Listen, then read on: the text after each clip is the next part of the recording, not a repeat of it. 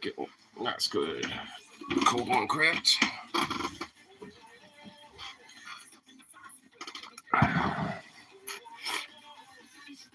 Well, that one isn't really that cold, but whatever. Oh, yeah. If it ain't cold, that's okay. Another slow, boring-ass day of work, I swear to God. Ugh.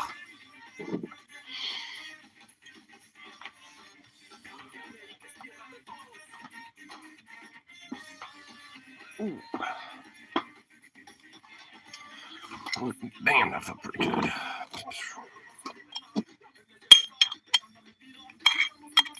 Alright, well, get some stuff ground up and do the usual fun stuff.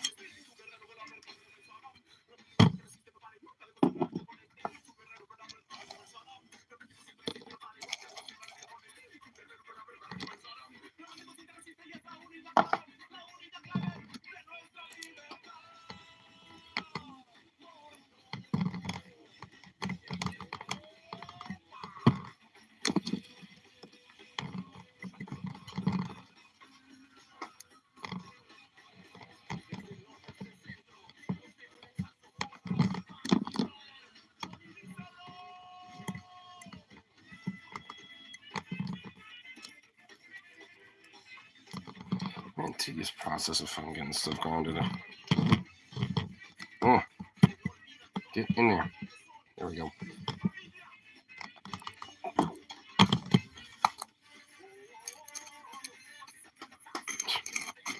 Little doggo. He's been like isolating himself in the bathroom all day today too. He's just like, nah, chilling in here now. Gonna be a sleepy boy. Hanging out in the laundry room. Or not even the laundry room, but in the bathroom too, just in a complete isolated little cave. This little man cave, doggo cave. It's just certainly just a weird little one. Weird goofball indeed.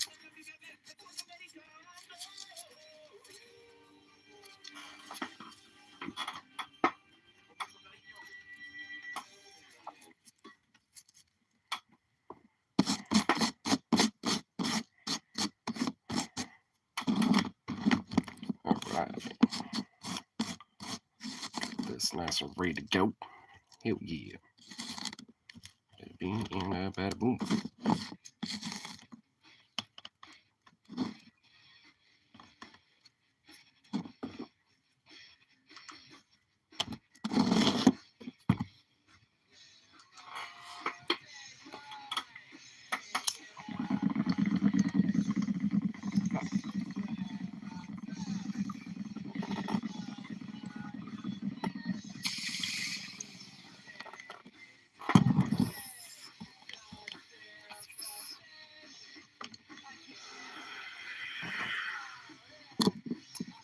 Ooh, nice. That felt pretty good.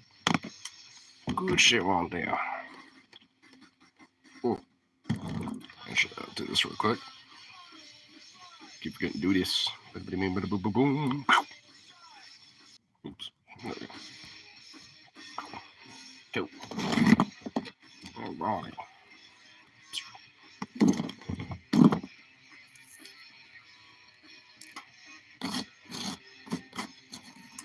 I'm getting a little bowl loaded up and decompress myself a little more.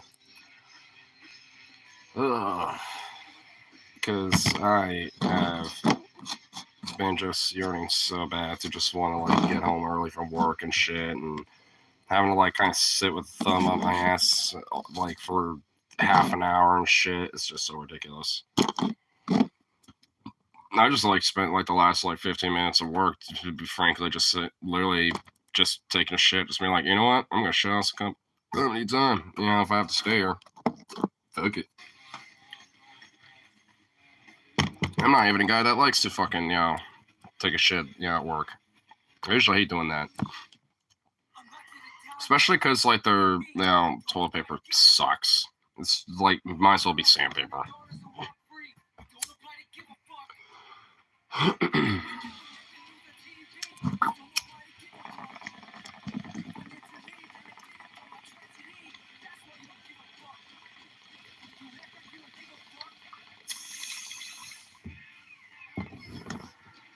Feels good. Feels good, man.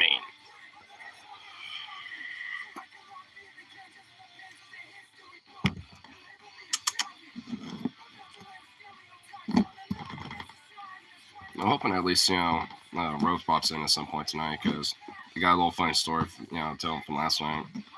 It's kind of, what I was mentioning from my lunch break from earlier today, but I mean, all in all, it's not really a major big story. It's just one that I kind of find a little amusing.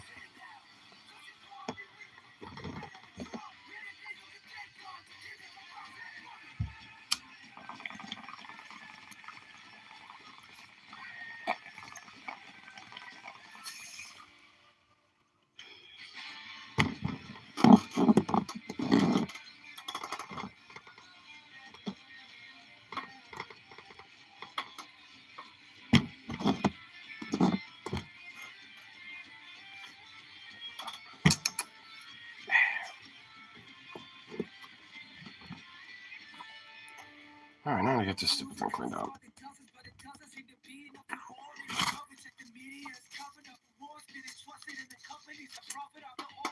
Man, definitely need to get a new piece at some point. What's a bitch? This thing's fucking ridiculous.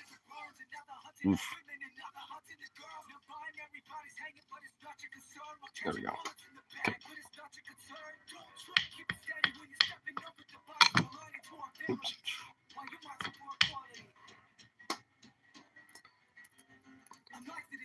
One thing I'm kind of like, thinking about, at least especially when it comes to like these first like little 10 minutes, 15 minutes usually, because they're a little bit more slower on, the uptick, so to speak. I wonder how like the fucking shorts algorithm like, works with that, because I know it has to work just the same way as like, people, on their shorts feed, like it does with me, just scrolling enough. They just happen to peruse by and be like, oh, what is this? Because I know there's like a lot of times where they'll like straight up be like people that'll like be here for a minute, but just not say a thing. And it makes me think, wonder if they're just like perusing, doing like the little peruses on the shorts feed. Because there's like a way to go click the watch live when doing that to actually like, tune in for a bit and check it out. And I've honestly, funny enough, I discovered different people doing it like that too. So, I mean, there's definitely something, to doing shit like this. It's just definitely one of those things you just got to keep going with. And I'm always, someone that grinds doing these fucking things, so fuck it.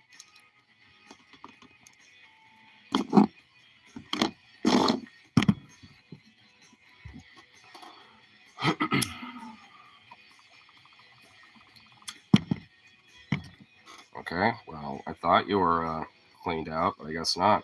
You just got clogged. Fucking A.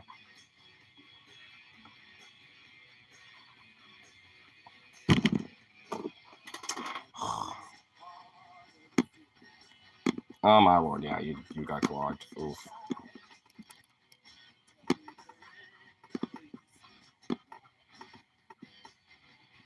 Okay, yeah, that should be through now.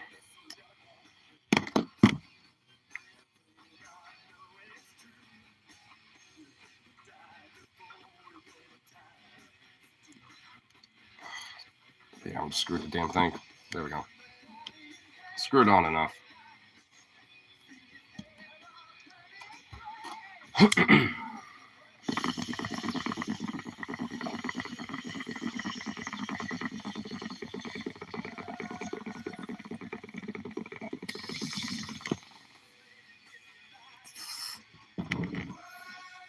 Nice.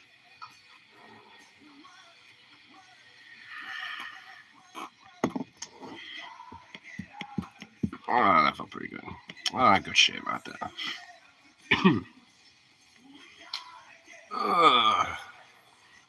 And now what's it like? Kind of ponder about a little bit.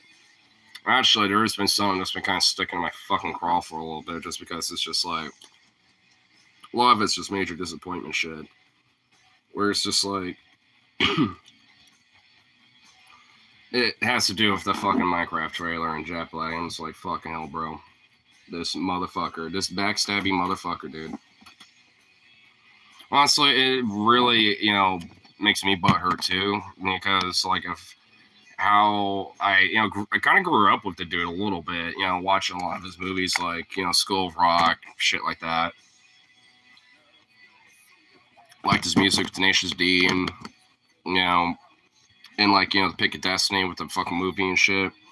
I mean, there was a lot of things that I love Jack Black about, but then he just, like, totally, shits the bed, stabs his friend back because his buddy makes a joke, and then fucking, like, wants to preserve this, like, movie career shit. It's like, dude, you fucker. Especially if that trailer, oh my fucking god. Wow. Oof. Major oofs.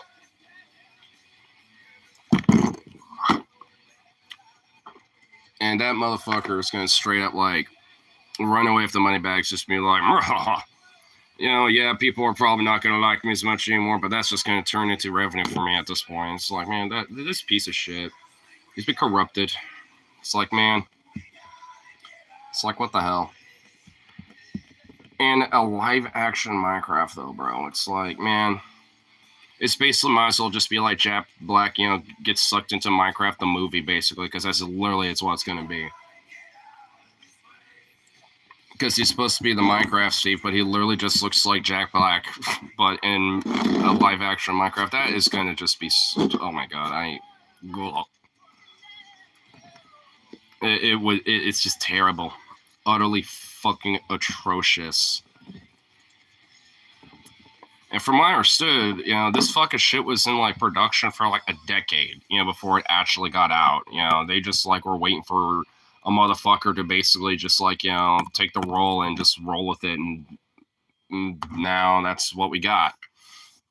And, there's going to be a bunch of kids who are going to be begging their parents to go fuck see it. So there's money going in for that. There's going to be a bunch of people, like movie reviewers and shit are going to watch it just to critique it, and people to cringe and make fun of it and all this other shit. It's going to be a money pool.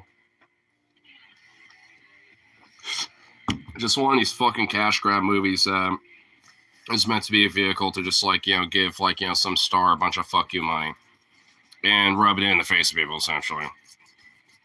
Which honestly kind of fucking sucks because, like, I mean, I do think that like Jack Black can be a good actor, but it's like he basically is just like playing himself for the most part. Which also, like, isn't he also kind of an edgelord, himself, anyways? Especially when it comes to the whole bullshit of breaking up Tenacious D just because of Kyle Gass's joke. It's like fucking stupid. And hopefully, like, it eventually does just bite him in the ass, or, he realizes that, that was a fuck up on his part, and he should have just taken, even if that sacrifices, potential income, because he was already kind of, like, doing side content anyway, like, doing shit on YouTube and shit, right? So it's not like, dude ain't gonna be desperate for money or needing, like, another income, stream. So it's just fucking shitty, for Jack Black to just straight up, like stab his friend in the back, fucking, break up the, the band, fucking, like just do it all for, some movie roles, so it could be like, a Disney / Pixar fucking like, vehicle project star, basically. In this next movie, we're gonna have Jack Black starring Jack Black in the movie Jack Black. It's like fucking hell, bro. Where he looks like an old disheveled man, but still trying to meet, milk that comedy tea.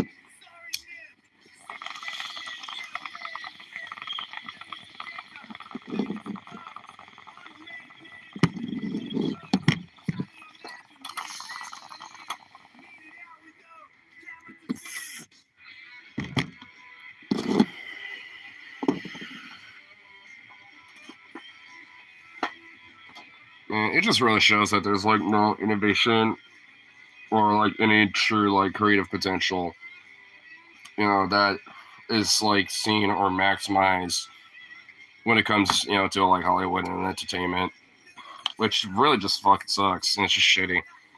Because I mean, there's a lot of like great writers, like good artists, good actors and shit out there, but so much of it is just squandered over like what's going to make the most amount of capital, and it's just so fucking ugh, bleh.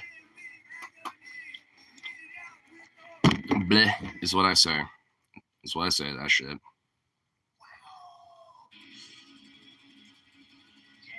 What says you, doggo? Do you go bleh to that too? You're just looking like goofball. He's just looking like a little freak. Just looking like a little freaking nature. A cute little freaking nature, but still a little freaking nature nonetheless. Big old pup. You homunculus pup. Man, what a goofy little thing. Just a goofy little ball.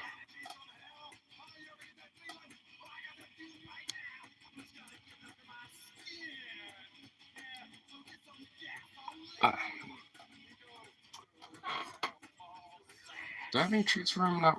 You know, I didn't even think about it, but I didn't give him any treats. Didn't get him anything for a night. Shit. Because I just realized, I kind of want to give him a little snack of some sort to get him over here, but I got nothing to bring him over here because it's just ignore me every time I try to ask for him to come here or call for his name. He's just gonna stare at me like, It's not gonna care. Little shit. Little goofball turd. That's what you is, just a little turd. I got no notification. This ain't a notification. Oh shit. Atomic Terror started a live video. Oh shit. They're actually performing their show live, but they're also recording it. That's cool. Fuck yeah. Should have done it on YouTube, to be frank. They definitely would get views doing that. They could just upload it to Instagram again. Or maybe like host stream it. That's dope. Ooh.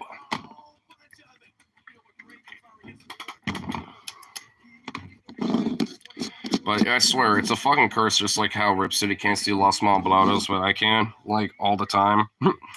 But at least, for my friend Rip City, he can't see him ever. But with my friend Tyler, like, in his band, Atomic Terror, it's like I can never fucking see them live because I'm always fucking working.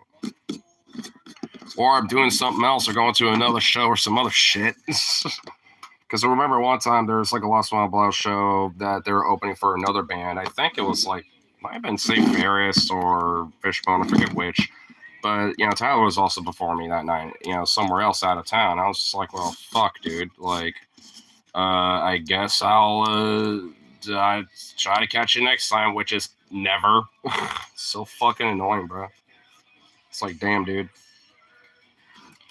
Definitely going to see at least if I can get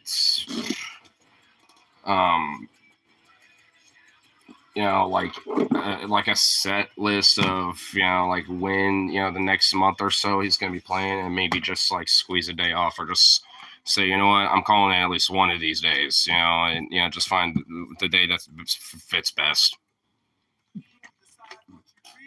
Because like, bruh,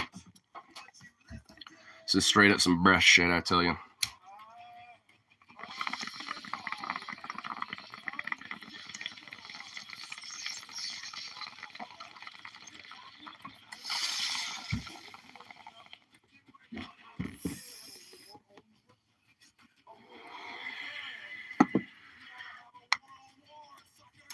I just kind of realized I can't really do it now, but I wonder if I put in like, next time as a YouTube title, just some random shit like Skibbity Husky or some shit. And because of the word Skibbity is in there, I'm kind of curious what would happen, with the algorithm or something like that. That'd definitely be kind of interesting. Because I kind of want to try to see if I could kind of fucks around with the algorithm a little bit. Because obviously there is a trick to kind of, boosting things a little. So I'm just kind of curious. Like, I wonder what, opportunities could be had with doing some shit like that. One of those things I, just have to kind of like think about. Or maybe I wonder if there's like a video or two out there, that might be like, like how to kind of game the algorithm or some shit. Because I know there is a way to do it. At least to a certain degree. I know a lot of it definitely has to do with at least, already having like kind of a, garner preset kind of thing. But I mean, the algorithm works in mysterious ways. So it's, there's, when it comes to an algorithm, when it comes to the game, there's always a way to, game the game. Ain't possible.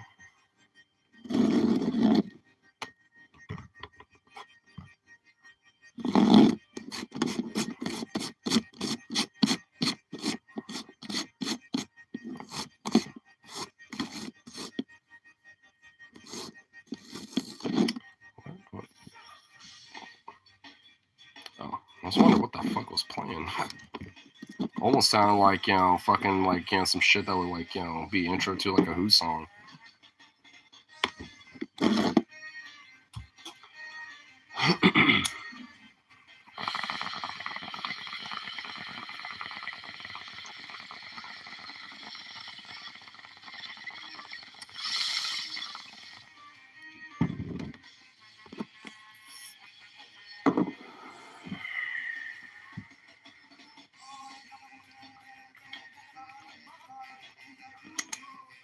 Oh, you know what? Actually, I just remembered. I want to do this really quick. I forgot to do this. I'll do. Be around back un momento. There we go. Cool. I got that now. There's some messages I need to send, so I was like, oh shit, let me send that real quick. Because I actually had to do it for a little bit with the chick from last night.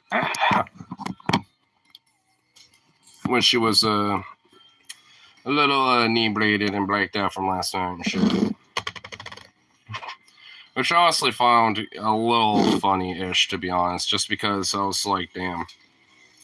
She straight up, like, like, passed the fuck out. Like, she kind of plopped right on her bed and just went, like, was just out. I honestly thought it was just kind of funny, to be honest. I was like, damn. I also found out she tried to call me a couple times and, texted me a bunch, and I was like, oh shit. I did not actually respond to her yet. So I want to at least, like, send a message to be like, hey, blah, blah, blah, blah, blah, and all that shit, But, yeah. Definitely, definitely an interesting night last night, to be fair.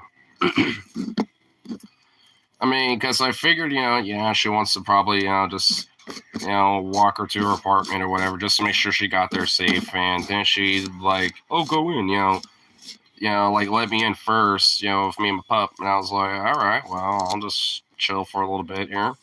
Maybe she'll, like, ask if I want, like, a soda or some shit. I don't fucking know. I wasn't expecting much. I was thinking maybe I'll just chill for a bit and, we'll chat a little bit, say thanks, blah, blah, blah, and leave. But no, she like, oh, yeah, make you feel comfortable, blah, blah, blah, and then she like wandered off and, and got and changed clothes. And I was just kind of like, okay. And I just kind of hit a couple friends up, just being like, I'm kind of stuck here, I think. I think I just got kidnapped. Obviously, jokingly, I didn't think I was, literally. Obviously, I was able to leave whenever I want. But, at least I was just like, okay, well, all right. Then she came out with, the change clothes, and she was just like in a robe and like a t-shirt, and like her, underwear. So I was just kind of thinking, I swear to fucking God, if she like, comes up on me or something like that, I'm gonna be like, you're a little blacked out, and I know that you have a boyfriend. That is not a good idea. And just wanted to at least get you home. And I was gonna immediately start escorting my way out, but no, she just flopped on the bed and just went immediately. Like, it was within like a span of like 30 seconds when she was like mumbling something. I don't even know what, and then she's just like, and just fell straight up asleep with her arm just like right over her face.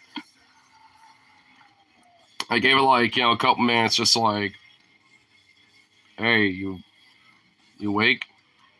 No, nothing. Not even respond. She almost looked like it might as well have been like, a movie corpse kind of scene. I was like, if some random dude walked in here and there was like, fake blood around everywhere or some shit, she straight up would look like a corpse. Like, honestly, like that. She was flopped out of, just out of the gouty. So, my dog, kind of was patting at the door a little bit because I think he just wanted out, to leave and stuff. And I was kind of like, well, I wasn't planning on staying here anyway. So it's actually a cool pad. I'm not even going to lie. It's pretty fucking dope. It's got a really cool, nice little, view of, like the little block around and stuff. So it's a cool spot, but I'm just like, I ain't staying here. I don't got a charger. I don't got none of this shit. Like, I mean, I also got food at home, and Doggo's got food at home. Like, I mean, we kind of want to, like, be in our own beds.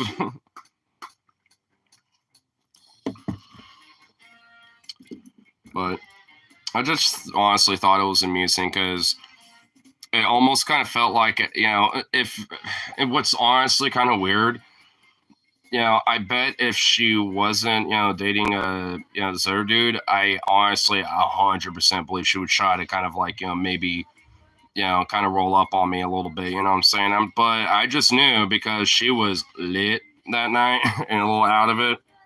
I just knew it was not going to be like, even in that hypothetical, I knew I was like, nope.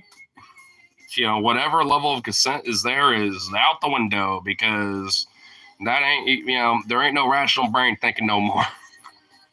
Especially with how, like, instantly she passed out. Like, yeah, there was no way.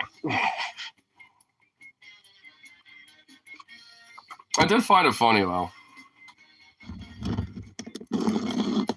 But I didn't want to just, like, leave with, like, just with nothing necessarily, to let her know that I was left. So I found, like, some scrap paper, and she had, like, these little, like, colored pens, and just wrote a little note and then did a cute little doodle.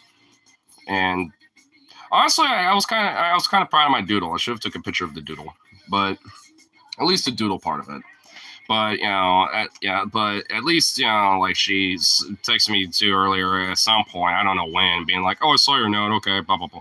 I just want to make sure you're an actual nice. Yeah, see, when I say I'm a nice guy, I fucking mean it, bro. I'm saying it, dude.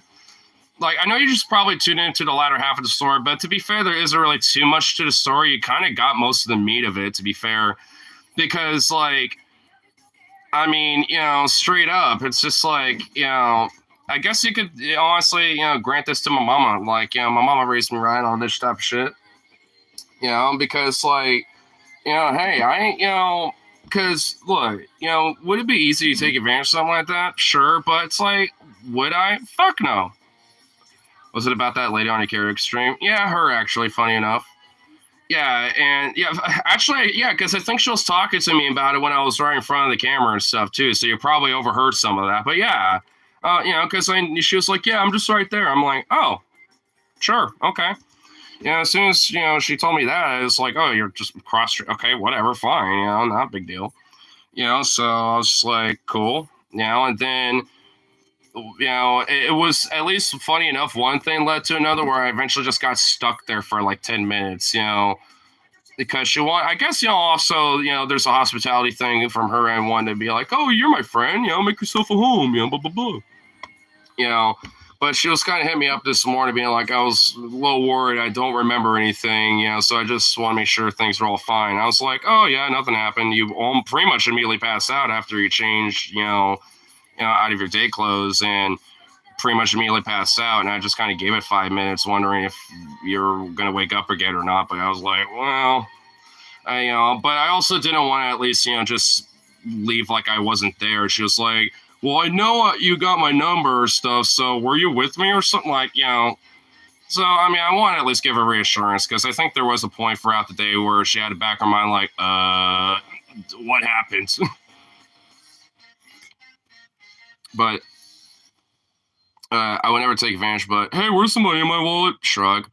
You know what's funny? Like, I have seen like $20 bills or like $10 bills on the ground at the bar before that would literally lay on the ground for like straight up 5 or 10 minutes and no one notices it.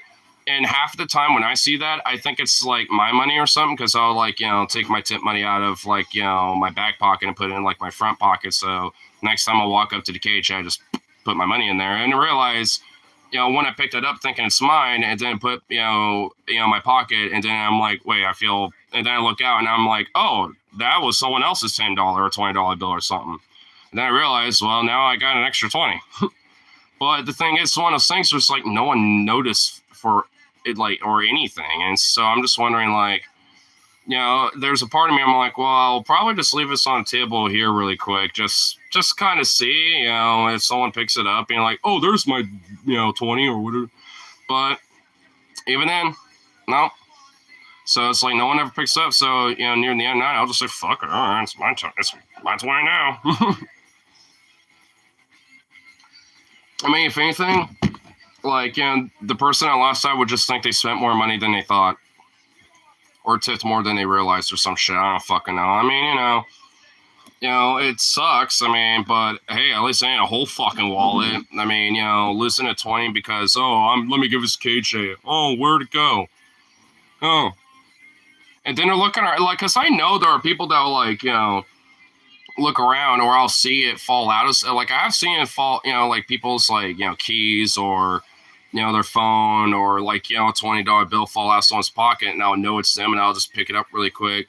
It's kind of staying right where it fell or at least next to that spot. And when they come walking back, because usually it's like half the time it's, they're going to the bathroom or something. And then when they come back, I'm like, oh, hey, by the way, you dropped this, But if I just see it there and there's like literally no one sees it, picks it up, nothing, and I've been like aware of it and I'm like the only one that is apparently observing it for like 10 minutes or some shit, yeah, I'm gonna pick it up. I mean, maybe not 10 minutes, but like half an hour or something. But sometimes, I mean, someone pick it up and be like, oh, but hey, it's kind of like almost as soon as you lose kind of thing, don't be so lit where you kind of forget your $20 bill. I mean, especially if you forget some keys or your fucking phone or some shit. That's like, Dude, yeah, I've totally freaked her out. I could have sworn I was talking to someone named Ignar. Did you say Ignar? Yeah, why? Ignar died in this bar over 30 years ago. His ghost haunts it. Oh my god, see, I'm a troll, but I'm too much of a nice guy to people I actually like.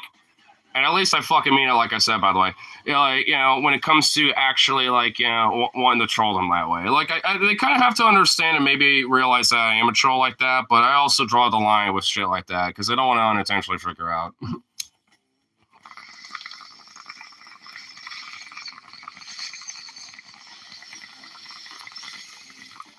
Besides, she already knows my real name anyway.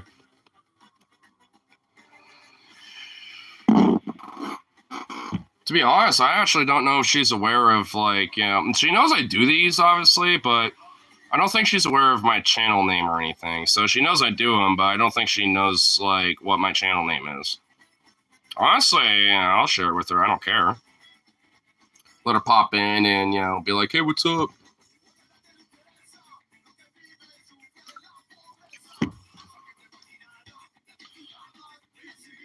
But, yeah.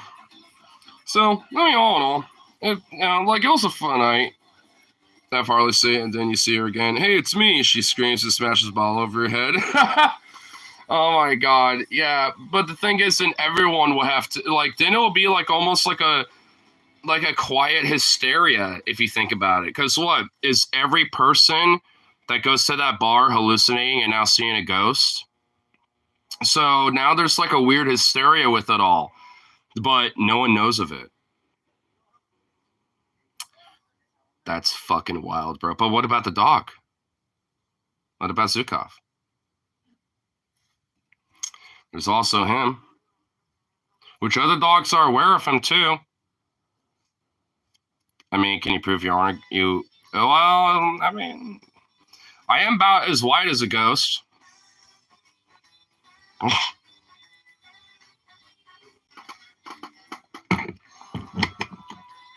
I mean, shit, bro. I could kind of fuck around with that a little bit and be like, hey. But, there's a lot of regulars there that also show up on other days where obviously I'm not there. So how would it only be so select? Oh, well, wait, hold on. That bar is only. I gotta know the history of that fucking building because I know it was never a bar for like forever. Like, I know it's been there. Like, the building itself has definitely been there for, like, 30-something probably years. But, like, I know the actual name of the bar, has, like, at least when it was a bar, has changed over the years. like when I was in like middle school and like at least like the first year, I think at least of high school, it was a different name. But then it got like established as, you know, Duffy's, you know, like sometimes during my high school years. And basically, you know, it's been that ever since. So it's just, I mean, you know, I don't know what it was like at least prior to, but maybe I can look into the history of at least, you know, the building or something.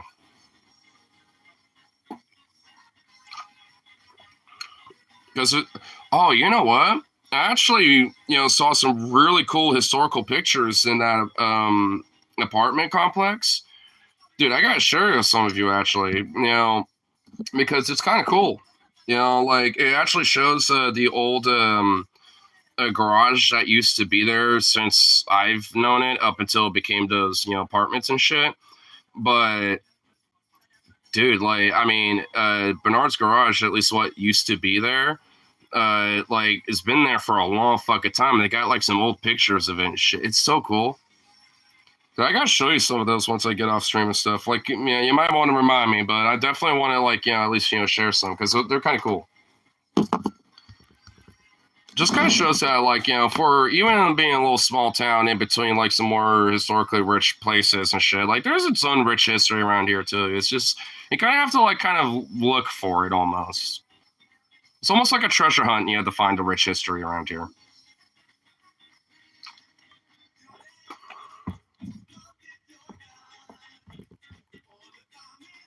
Maybe she just said, annoying chick who can't complain about Sufco. Well, she's the girlfriend of the guy Larry that got banned from that bar. I don't know if I'm pretty sure I've told you the story, or at least I know I've told the story on stream before. But TLDR, he called, I think, you know, Josh, the gay guy that likes to do song, you know, that like different version of Call Me Maybe or Rocky Horror Picture Show, stuff like that. You know, he was called a faggot by Larry and almost instigated a whole on fucking fight and all this other shit between a few other patrons, and there was almost going to be a boycott, you know, about it because, like, you know, Sean didn't really want to ban him or kick him out, you know, but at the same time, he was like, well, you can't, you know, you're obviously going to have to fucking get out for the night kind of shit.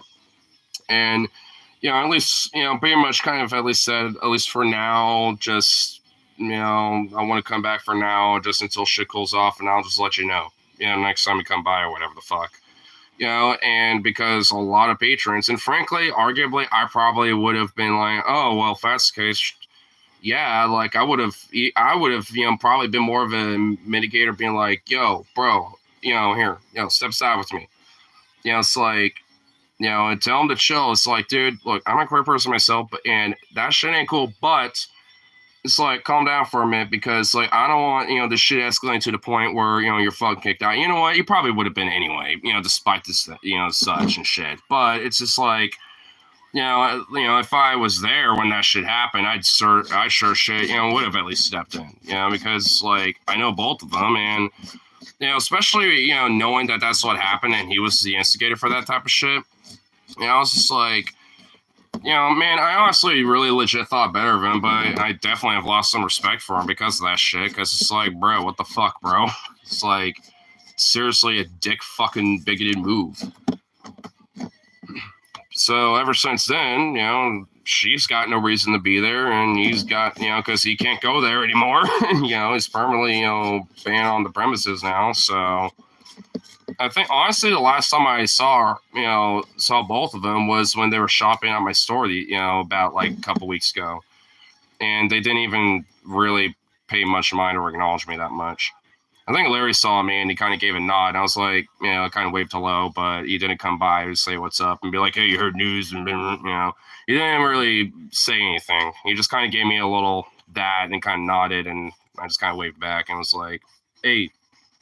I mean, I said, hey, you know, because they were kind of like right near our department while they were browsing, but he just did not say a word to me. I was just like, well, fuck you too, then, I guess. You know, it's like,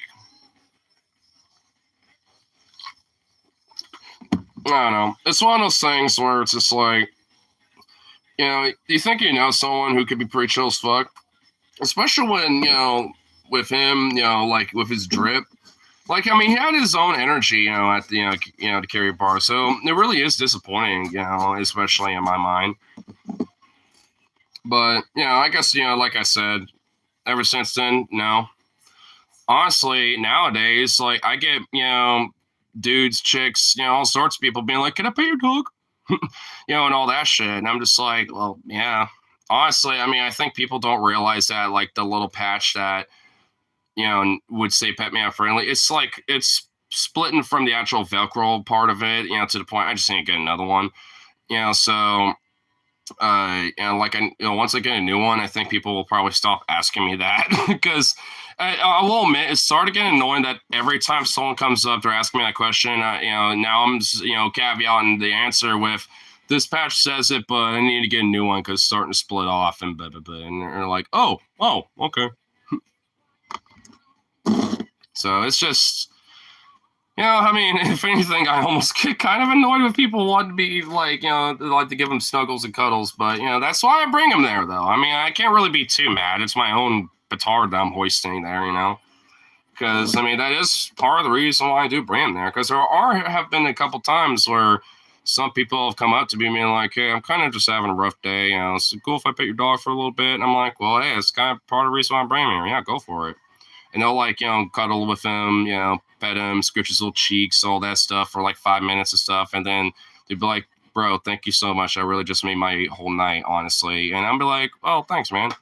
Like when I'm feeling down, he does that for me too. I guess I just have a longer time period to do that, but, but that's why I like to bring him along, because, like with just for myself, it's certainly made me feel better with my mood and mental health. And, there's straight up in people that have asked me if they could pet him just because of that, because for whatever reason, some people kind of give them, Joan just what's going on. Some don't. But, like some people say, I'm having a rough day. Can I pet him? But most of the time, it's just people being like, oh my God, he's so cute. Can I pet him, please? Oh my goodness, he's such a sweet boy. He's so handsome. Can I just pet him? Like, it's most, like 99% of the time, it's that. Which, hey, he's straight up a chip magnet with it, though. It's just slightly annoying because every time, these chicks walk up, they're either, in a relationship or married, and it's like, God damn it. Can I at least be somewhat flirtatious? At least a little bit,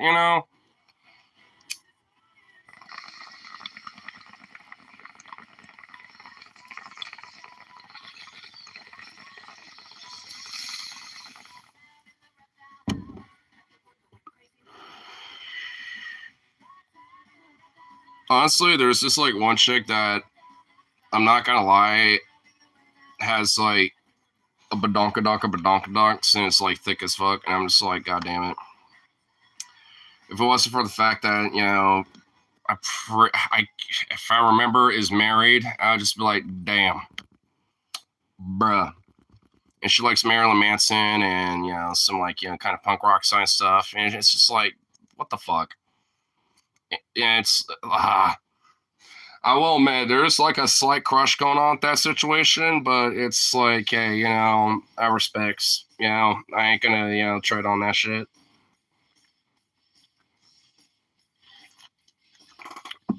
But again, I don't remember if she's married or not. I know she's in a relationship. I just forget if that's a marriage. I'm pretty sure I remember seeing a ring on her, but that could just be like some other random ring that was on one of her fingers, and didn't realize that, it was. But I don't know. Like I said, I don't really want to like take a chance and be like, I'm taken, bro. I'll be like, oh, like, well, now this is awkward. Oops. I mean, that was kind of what happened last time. There was a little awkwardness of just like, I was just escorting you back here. I didn't think I was going to be like sitting on this gigantic love seat, like beanbag awesomeness of a thing that you have here. Like, she had like an enormous beanbag bed thing. It was legit pretty amazing. I actually kind of want one so bad, honestly. It's like a beanbag couch, but it's like straight up, but it's just, I kind of want one, honestly. It was amazing. Not even gonna lie. It was pretty dope as fuck. So, did you any food while you were there? I wasn't gonna raid her fridge. I would have taken food if she offered it, but she like, oh yeah, sit on my big love seat beanbag thing, blah blah blah. It's amazing. I love to lay on it sometimes, and remember, like, and all that shit, and and then she's like, all right, yeah, I'm gonna go change. Make stuff home and blah blah blah. And I was like, okay. Yeah, I just said okay, and I was like, well, I'm just gonna lay here. Zukov loved the fuck out of that thing. He was just like perched up on one little part of the beanbag, just like, this is awesome. And I was just like, well, I'll just chill here for a minute.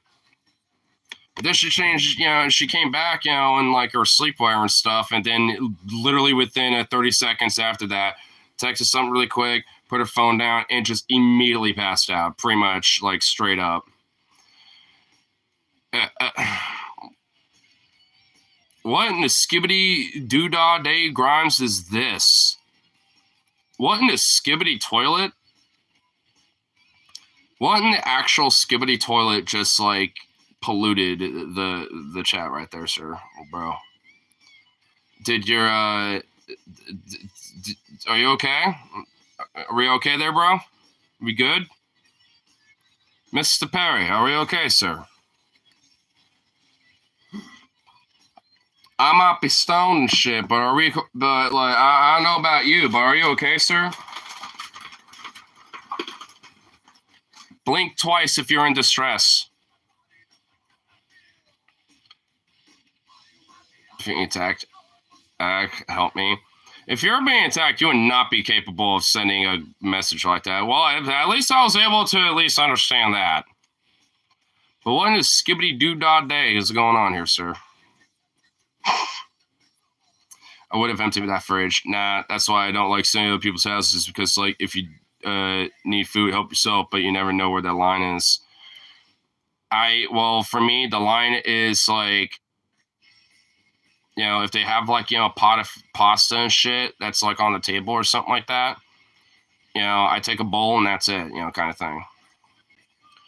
Or if like, there's like a whole pizza and they're like, oh, help yourself, I take like at maximum 2 slices.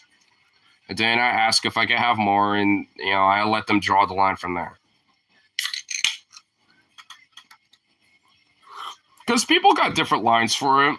Some people don't got a lot of food, so they'll probably be like, well, I'm a little short, so you can have one more smaller bowl if you want. Just don't go too crazy. But some people might have a decent amount of food, depending on where they work, right? Because some workplaces, that people work at, they can bring food back home and shit. So sometimes they might actually got surplus food and be like, yo, please, like, eat this shit. Like, I got too much of it almost. Some of it eventually is just going to go bad and I'm going to have to toss it maybe. So, yeah, help yourself. Eat whatever the fuck you want. My friend Logan that will pop in and even, be here on stream sometimes. Like, he works at a pizza joint. So he's got, like, pizzas galore half of the time. Like, little bread rolls and stuff like that, little garlic bread roll stuff and shit. Like, so he's always like, yeah, help yourself to that shit. And also usually has like a big thing of pasta or some shit with like, some beef in it or some other random shit. So there's always like at his place, there's always something where he's like, yeah, eat whatever the fuck you want and have seconds too. He's like the meme that like, has just like a big feast every time you visit. And she's like, oh, please have a second serving and stuff yourself and be a fat motherfucker for a night. It's like one of those Texan meme types or some shit. You know what I mean? Sometimes crackers are crispy on, but the lines are missing.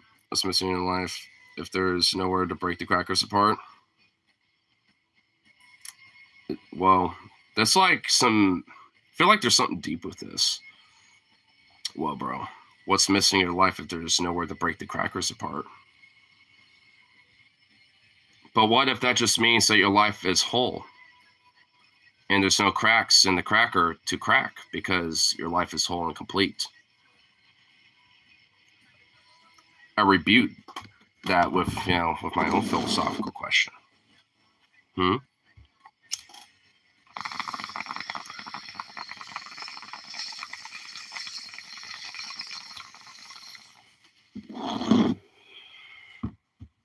I say take a chief to that one and let that stir that brain noodle.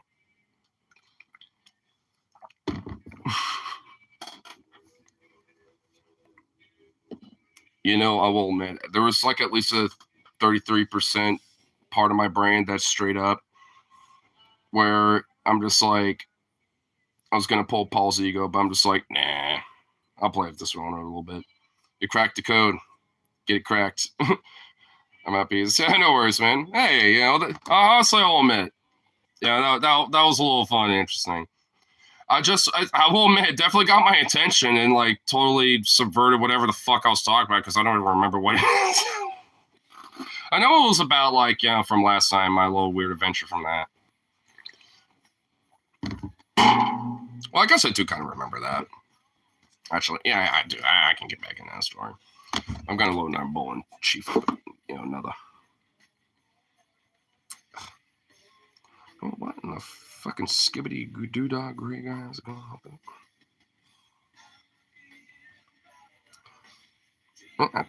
Do I got like something like embedded in the skin here? Because this has been with me. I think it's on the verge of wanting to get its ass out. Boo. Boo.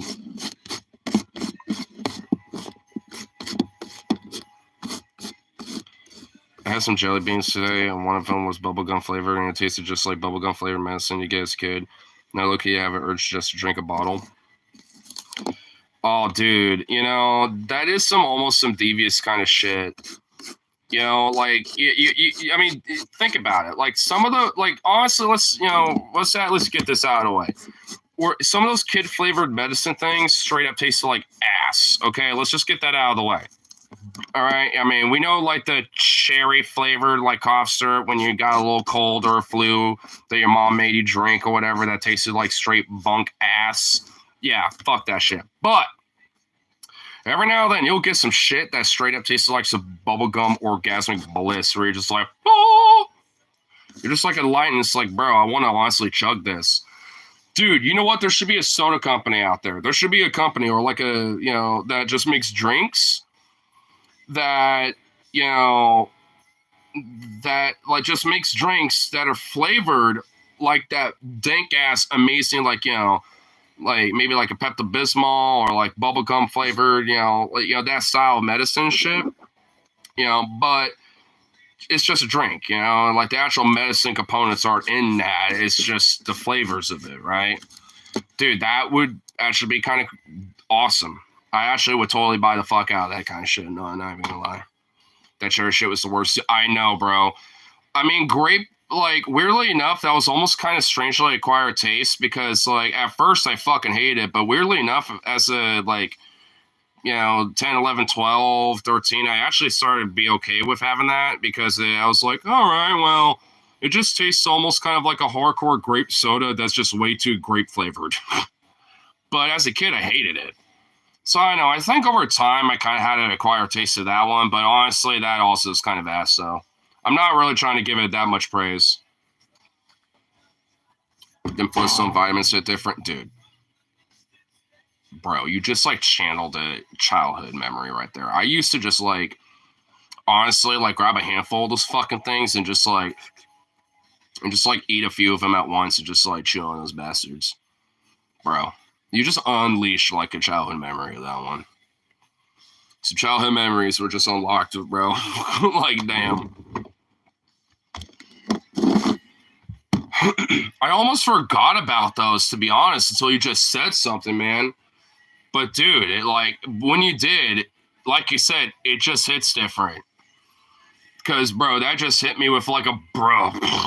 It just hit me with the wave of like, oh, shit, yeah, those things. Honestly, that was definitely one of the very few things as a child that was getting me some fucking vitamins in me. I'm just going to be honest with that one. But that's why they existed. Because little shits like me were raised not exactly healthily when it came to our diets. Porque estoy sólido nadie aquí a mi lado. No hablar español. I'm so sorry. I'm just trying to honestly learn the language. Español petito, but even then, not good. No gusta.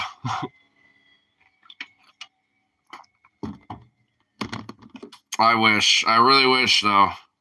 I love the language. Speaking of childhood, I had an epiphany today. Do you think being nostalgic for certain commercials is a form of Stockholm Syndrome?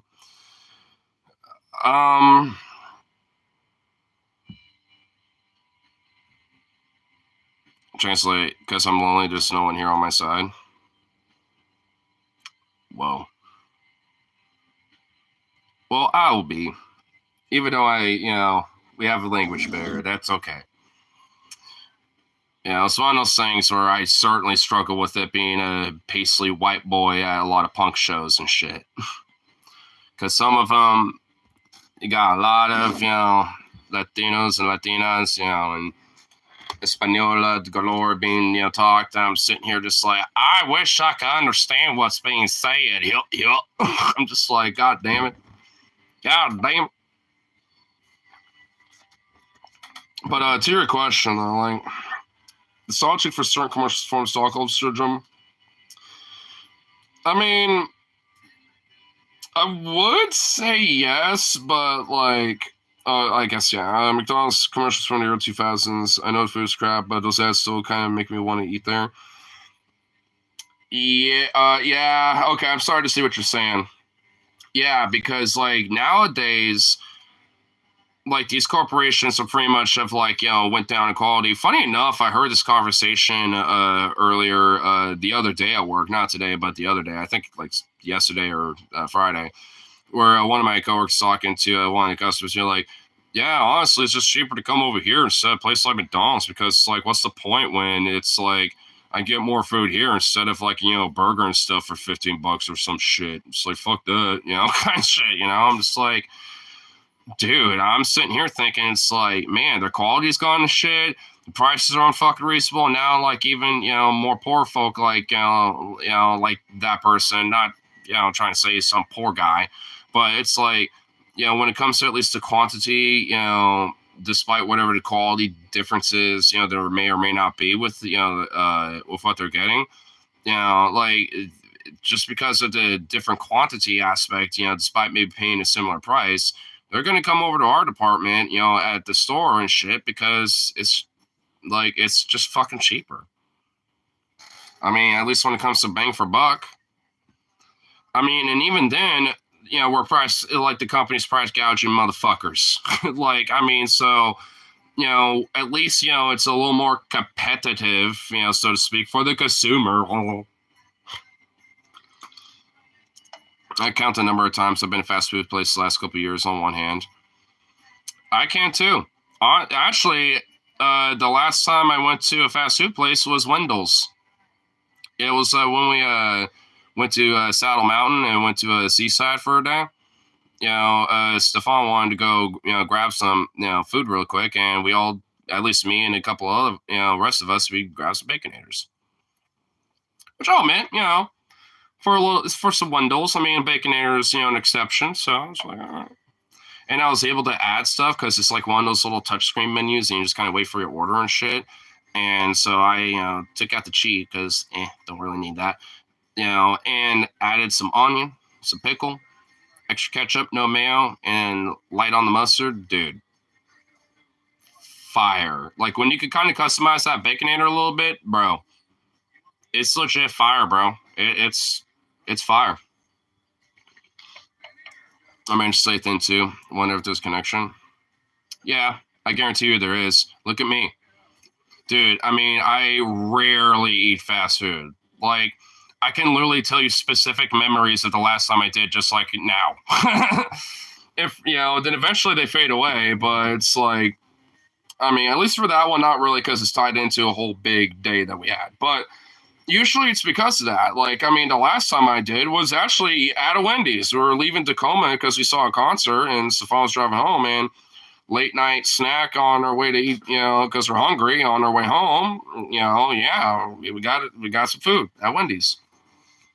So honestly, the last few times I've ever eaten fast food was with Wendy's, and honestly, I mean, like, you know, I mean, you can't really go wrong. I mean, like, it ain't really that terrible. Like, it's not the best. I mean, frankly, I'm sure it varies location to location, but I don't know, man. They got them Baconators on fucking lockdown. I know, like, DFF kind of, eschewed the Baconator meme, but I'll hold on to that shit strong, dude, because I don't know. Them bitches are on to something. That Wendell's, like Miss Wendy's and Mr. Wendell's, like, they're on to something with that shit. I tell you what. I think I had the Baconator as is, so with mayo, but since it was mixed with some different sauces, it wasn't too noticeable. Yeah, I think it has like some like I think Wendy's has like some normal like signature sauce that they use, and then like traditionally, if you don't really if you don't add anything, it's basically just the patties, the bacon, a little bit of mayo with the cheese, and like their signature sauce, and that's pretty much it. But if you want, you can add other stuff to it. If you want to add lettuce and onions, pickles, stuff like that, and ketchup and shit, you can. So that's what I did. That's why I Burger King, because they're just another. They just smothered shit, man. Oh, dude, I know, bro. I almost forget, like, cause some places, a lot of burger places, like the standard is like a little bit of ketchup and mayo.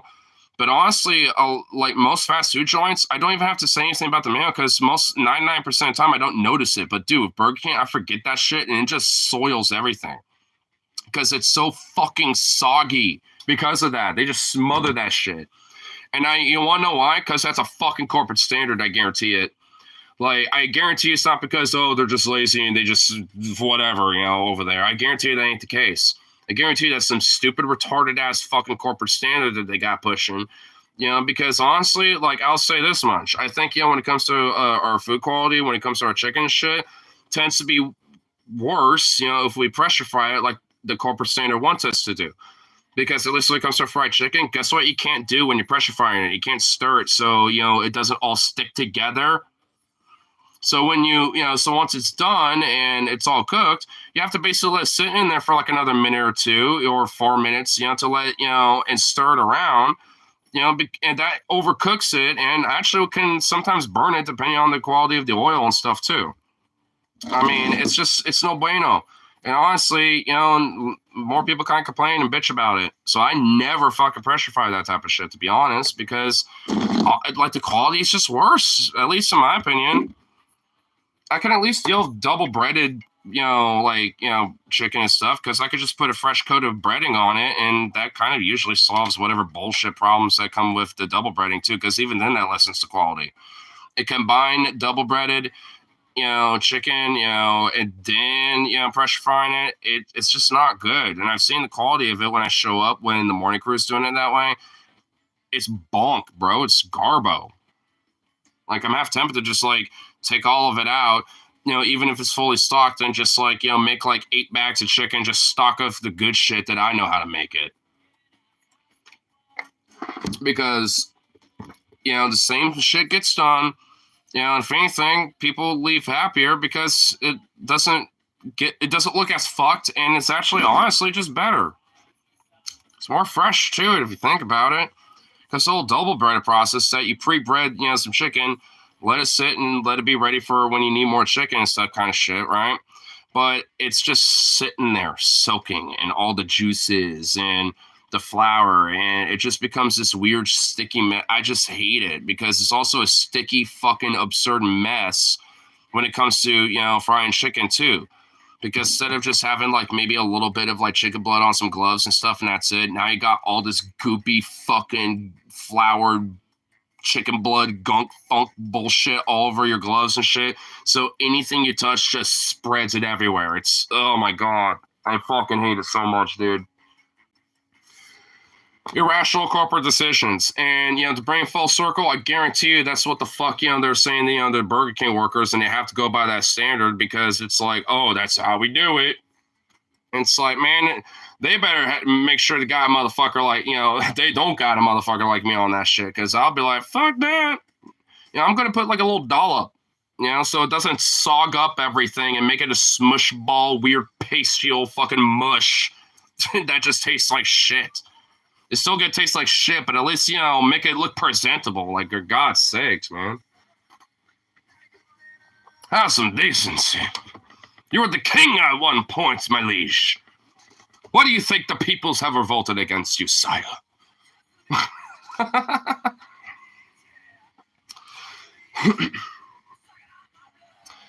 Every fucking time you if you either forget or they forget you told them not to, and then when you go home, you have to find a napkin to wipe it off, and you squeeze a metric fuck ton of mustard to catch up to master taste. Oh yeah, then it makes it even more soggy and smushier too at that point. So at a certain point, you just literally have to take like a little like plastic knife or some shit, or like a butter knife, and just scrape everything off, and just hope for the best. Corporate. It used to be done this way. Yes, tell me more, person who has never worked in one of these stores in a day in their life. No fucking shit, bro. Oh my god. I'm kind of glad that a lot of this fucking nitpick, harpy, on your ass bullshit is kind of fucked off now for a little bit. But dude, oh man, it's because today I've been a little bit more chillax about certain things. And for some reason, I found my store director working at the Starbucks kiosk today for like 30-something minutes, covering one of the Starbucks ladies' lunches today. So I'm sitting here like, why in the fuck is she working back there for one? Which honestly, weirdly enough, and you know, like silver lining, I at least am kind of glad there's a store director that at least will be hands-on like that. Yeah, you know, so whatever. But it's like, man, like, why do I feel like that's just kind of a way to observe, you know, and like kind of try to, you know, see if you can kind of be like, aha, I got you on something. And, oh, what do you know? This and this. And, you know, it's like, because, man, there's still that back of a fucking mind feeling. It's kind of relaxed a little bit. I was mentioning that from the other night, I think, but it's definitely not something I'm exactly, you know, confident it's just gone away. Just because like these rock fruits are kind of gone, you know, now at this point, because we had another one not too long ago. After we just had a major fat fucking, I don't even understand. Oh my god, I just fucking hate it.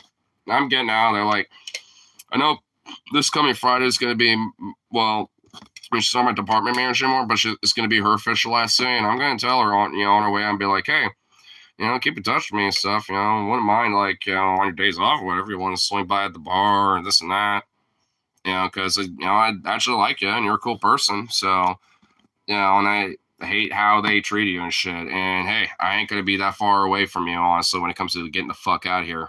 You know, maybe not working as Zayway no more, but at least somewhere else.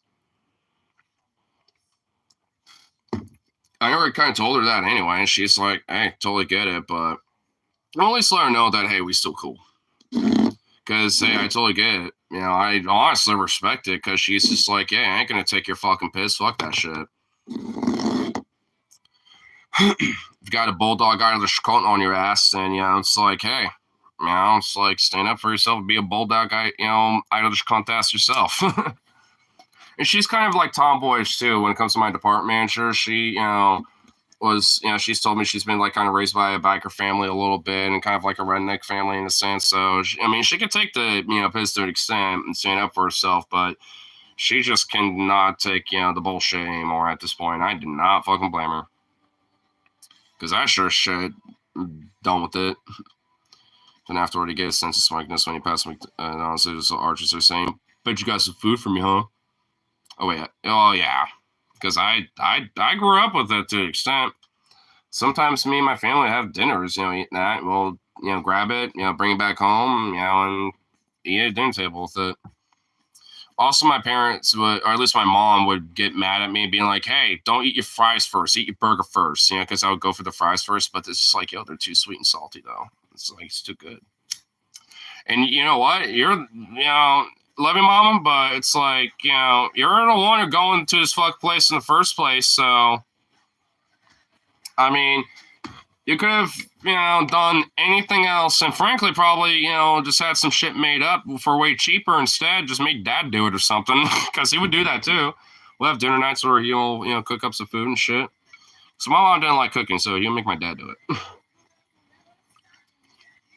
Though she had breakfasts on lockdown. we'd always have like a Sunday breakfast and shit that she would make up. She knew how to fucking do it on lockdown. Dude, her scrambled eggs.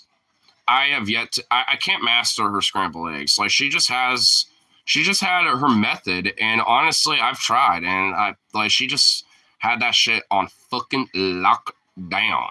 And honestly, frankly, I've expanded my palate into eggs anyway, so, you know, I mean, at the end of the day, nothing will be like, you know, Mama's Home style, but, you know, it's like, you know, I think she's going to be taking that to the grave. But, you know, it's like, dude, every Sunday morning, though. And the bacon, oh, dude, oh. Like, she'll cook the bacon first, and here's one of her tricks. Honestly, I think this is the reason why I could never really, you know, complete it, too, especially because she would use the bacon grease and stuff. She'll drain most of it, but she'll leave the residue and a lot of that shit and cook the eggs and that, but it'll just soak it up. And I also kind of wish she would not drain the grease because that could just be used as the butter and the oils and stuff. Like, you know, I honestly, now thinking about it, you know, I think honestly it would be enhanced if you left it in there, but she would always drain it. All right, so that's a little negative point, you know, for her. I think honestly, I think she was a little lacking on that. But I mean, oh, dude, those fucking eggs, bro. Need to make some bacon grease cookies. Ooh, that sounds fire as fuck. It sounds so good. Dude, fucking breakfast burritos in the morning were like a torch in the darkness. Oh my god, dude, you don't even know, bro. Especially if you got a little maple syrup and you a little drizzle. Get a little drizzle as you like, you know, and then drizzle a little more. Dude. Okay, we need to like stop making my ass so fucking hungry right about now because holy shit, this food talk is actually kind of low-key driving me insane.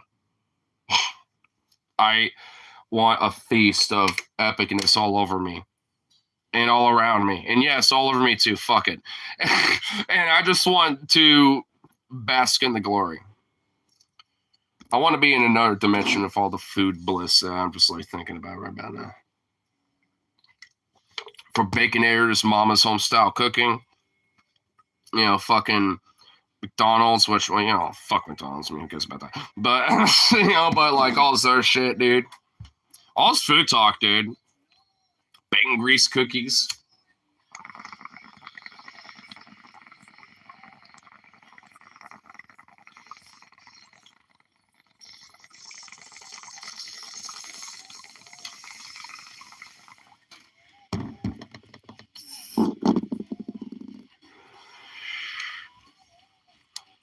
Rose, you know, you are kind of a low-key tormentor when it comes to food. You know that, right? Because you'll send me some shit, and I'm just like, I'll literally have like a little waifu, like anime, like, yeah, I'll just have a moment like that where I'm just like, yo, dude, bruh.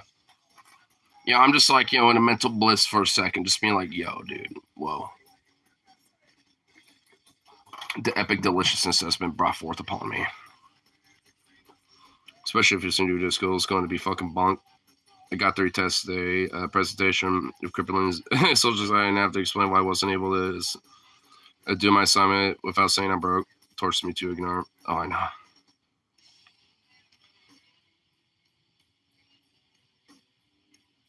Oh, dude, yeah, the new day at school.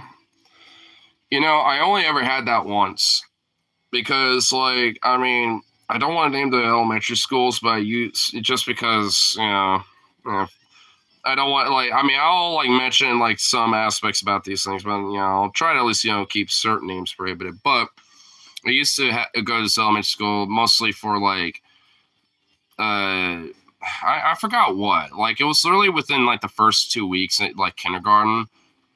And I ended up literally, well, I think it was like a, you know, special education kind of thing or some shit, because I think, I don't even fucking remember why.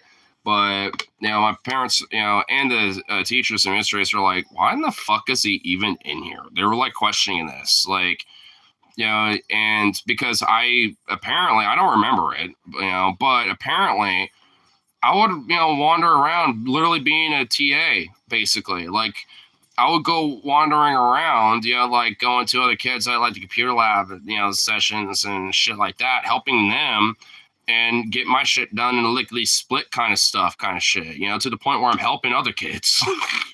So they're like, they immediately were like, why in the fuck is he in here? Why, did y'all put him in here? Blah, blah, blah. They kind of questioned my parents about that. They were like, well, honestly, we didn't really know. But okay. So then I went to, the elementary school that I definitely remember and spent pretty much my entire time as a kid growing up in. But, they just kind of, like, it's like they pretty much like immediately like bumped me from, one of those like kind of special, like kind of separate kind of classes, for, mentally disabled folks and stuff or whatever, to pretty much immediately being like a regular kid within like 2 weeks of the first elements of the, like the first month of the public education system. So when I first, and I do remember this a little bit, like, the transition, into the school, because no, it wasn't kindergarten, actually, now that I remember. It was first grade, actually. And it was at least around that time. I think it was definitely first grade now that I think about it. It's one of the two, but I'm pretty sure first grade. And like, and basically I was like the new kid within 3 weeks, like, because there's at least 1 week period of being like, well, where do we send this kid now, while it's in, school session, basically, in the, school district. And obviously there's one, that was actually way closer too, and went there. And basically the rest is history kind of thing, essentially, after that.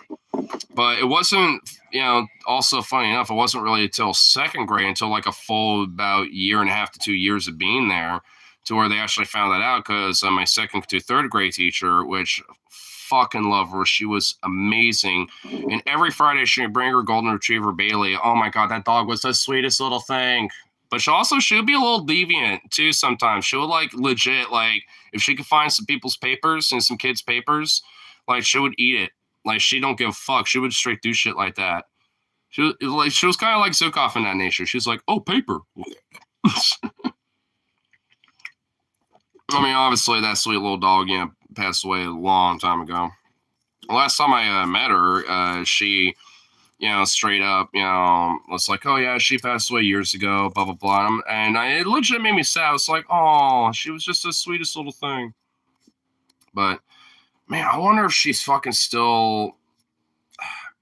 Man, I wonder if she's still teaching, to be honest, because if she is, I'd actually hit her up and be like, hey, what's up? I got my own doggo now. Maybe I should bring him along, see, because I know the last time I heard where she's working at, so, because she's working at another school that's a bike ride away, to be honest, so she's still in the area last time I heard, so I'll just have to find that out, to be honest.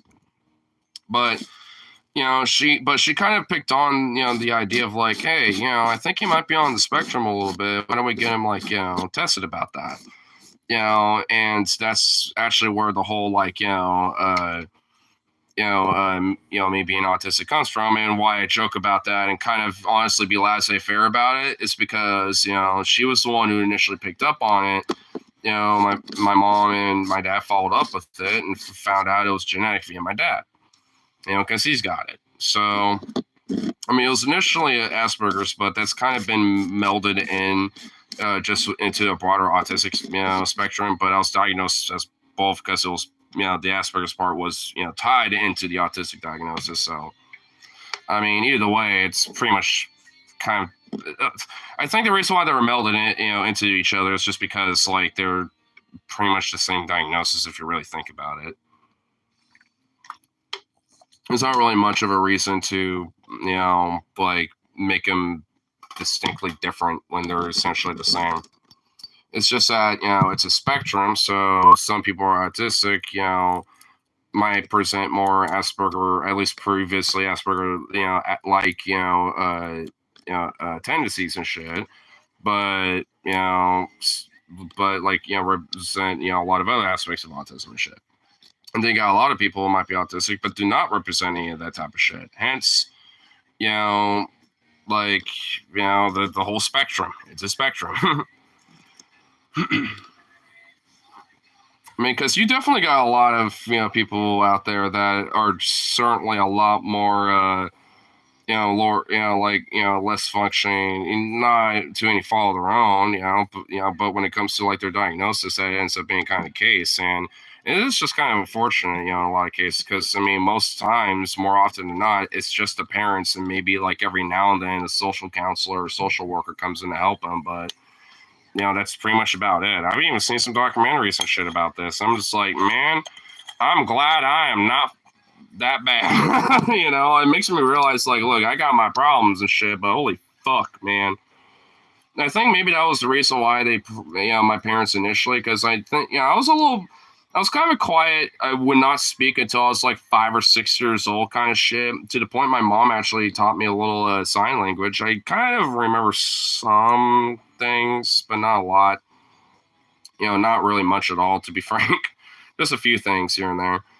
But it was one of those things where my mom thought I might have been mute or some shit. But as soon as I started talking, obviously, hence this, I never shut the fuck up. I shan't shut up, since I've spoken. Since my first word, I was like, I ain't gonna shut up now. And even be to the point where my mom would be like, geez, do you ever not, like, stop talking? So, I mean, like, once I started speaking, I wouldn't stop speaking. But that's kind of the point. So I was trying to say my third grade teacher was kind of mean to me, so I was kind of happy she got scared. Oh, ouch. I mean, hey, I don't really blame you on that, I suppose. But my second and third grade teacher, I mean, because I had the same teacher both years, she was just fucking great. I mean, even when there was a few times where I kind of fucked off in her class, she would be like, ignore, that is not okay. You need to be, like at your desk now and blah, blah, blah. She would be, even in times of her like, you kind of need to be punished a little bit. She would do it in like a way of compassion too, where I remember some teachers would just be like, no, you go to your desk and put your head down there, or whatever the fuck, or like, nope, you're gonna like be, outside at the desk, right outside the fucking, classroom, and you're gonna be isolated and fuck you kind of shit. Like, it's like there were different teachers, at least in elementary school, that had their methods. Oh, dude, my fourth grade teacher, like, honestly, weirdly enough, in hindsight, he was a hard ass, but I kind of liked him because there was a one point where we had a full fucking week with this one substitute teacher who was a wretched, evil bitch from fucking hell. She would be Margaret Thatcher, straight up, embodiment, and probably celebrated her fucking life and shit, and all this stuff. So, like, she was straight up like an old, wretched bitch, dude. And, like, the first fucking day of substitute, she... I wasn't the only one. There was like a bunch of other kids that she would just obliterate and, verbally, emotionally, to the point that there was a bunch of kids that were crying, and it got me too at one point. And I fucking, obviously, my little autistic ass melted the fuck down. Luckily, at this point, I was already diagnosed, so the administration / whatever counselors, etc., already knew about this. So they're like, okay, for the rest of the week, we'll just have you chill here. And I even straight up told the principal at that time and the mistress, like, and my mom, and we even filed a straight up complaint about it. We went Karen mode before Karens were a thing, but justifiably so, to be honest, because she was just an evil fucking cunt, so fuck her anyway. So, but I was just straight up like, nah, like, I mean, it wasn't even just that me too. There's other kids, that got her wrath or whatever. I don't even remember what the hell I was saying, but I was like, I was spilling the beans. I didn't give a shit. I was ratting that fucking horrible, wretched ass out. And it actually got to the point where, the local, school, like, administration itself, literally went like, okay, we kind of asked, some other parents if, their kids in the same classroom, and they all, there has been correlation with this, so we're not going to have her as a substitute, at least at our school anymore. Which I guess that meant that she was still going to be a substitute teacher technically, but I mean, she just wasn't going to be, a substitute teacher at that school specifically anymore. So, autism W for the win. I mean, straight up though. Like, I mean, I used to, my like, yo, you're kind of fucking on like your new Divergent kid a little bit, and a bunch of other kids too, and they're all like crying and fucking getting like, write up slips and shit because you're a fucking wretched bastard of a, of a witch. So it's like, yeah, I mean, I'm fucking, yeah, dude. Weirdly enough, that was like almost like some proto political like activism shit that I was doing. I was like, you know what? Fuck this bitch. I'm standing up for the fucking class. I'm not being an outcast and a weirdo, but I'm standing up for these motherfuckers. Yeah, and hey, still to this day, doing the same shit. Not being an outcast and weird ass motherfucker, but hey, I'll stick up for the man. Stick up for the man, woman, shit. You have to go against the man.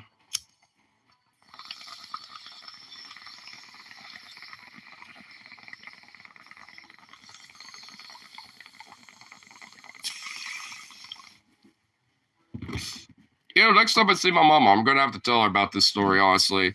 I know she'll remember this. About that whole substitute teacher fiasco back in fourth grade. Because, I mean, my fourth grade teacher, he wasn't like, he was also the only male teacher in my elementary school that I had. There was other teachers, that were dudes, but at least, when I was going for elementary school, he was the only, guy that I had. And he, he was a little bit of a hard ass, but especially when it came to that substitute teacher, I forgot why he was gone for a week or some shit, but I know it was like for some reason or another.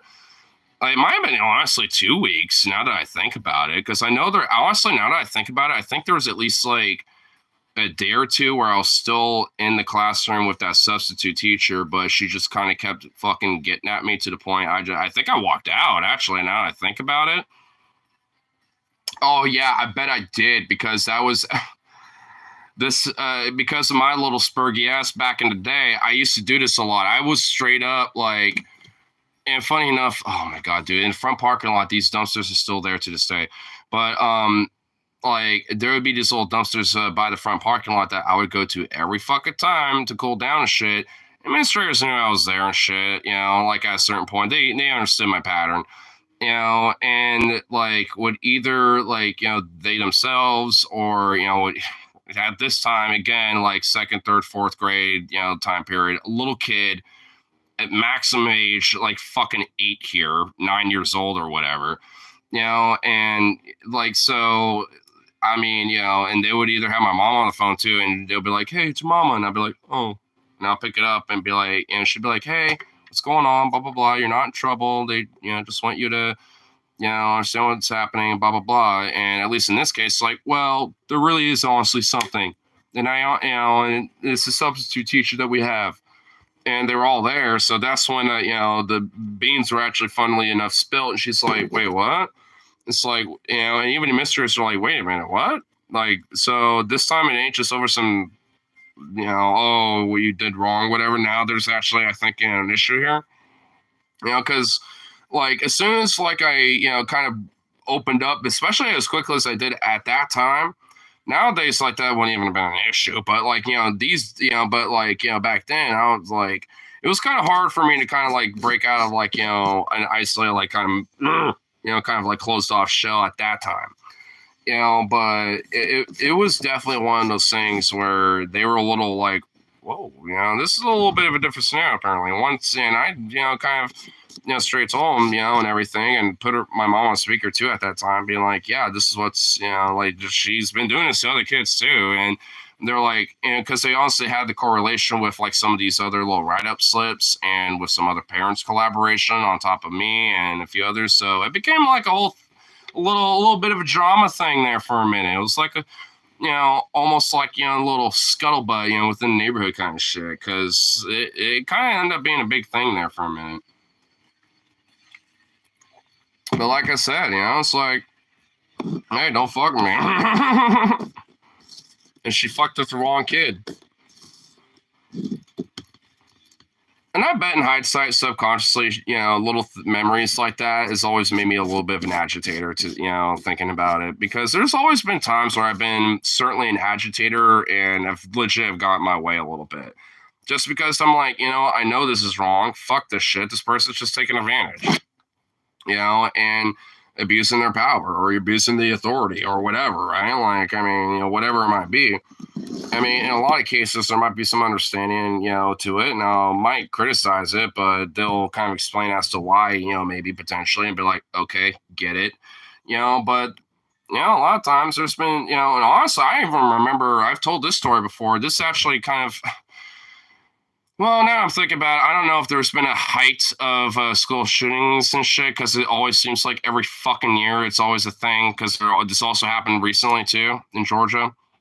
All sort of shit. So, but back then there was a kid in high school, and also I think this is just after Sandy Hook happened, where there was this kid who was a bully to me, even in elementary school, middle school, still in high school, and he went so much to the point to do this stupid fucking bullshit in the middle of a classroom too. By the way, woo, Georgia represent. I know, right? Hoorah, Georgia represent. Cheers, right?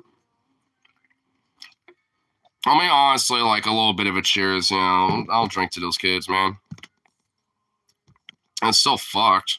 But either way, it's like, he straight up said, it's like, oh, I could just probably bring a shotgun to school and just blast you. No one would care. And again, this is at like, the height of, post Sandy Hook, freak out and shit. And again, he did this in the middle of a classroom. And I just straight up, I'm like, you fucking what?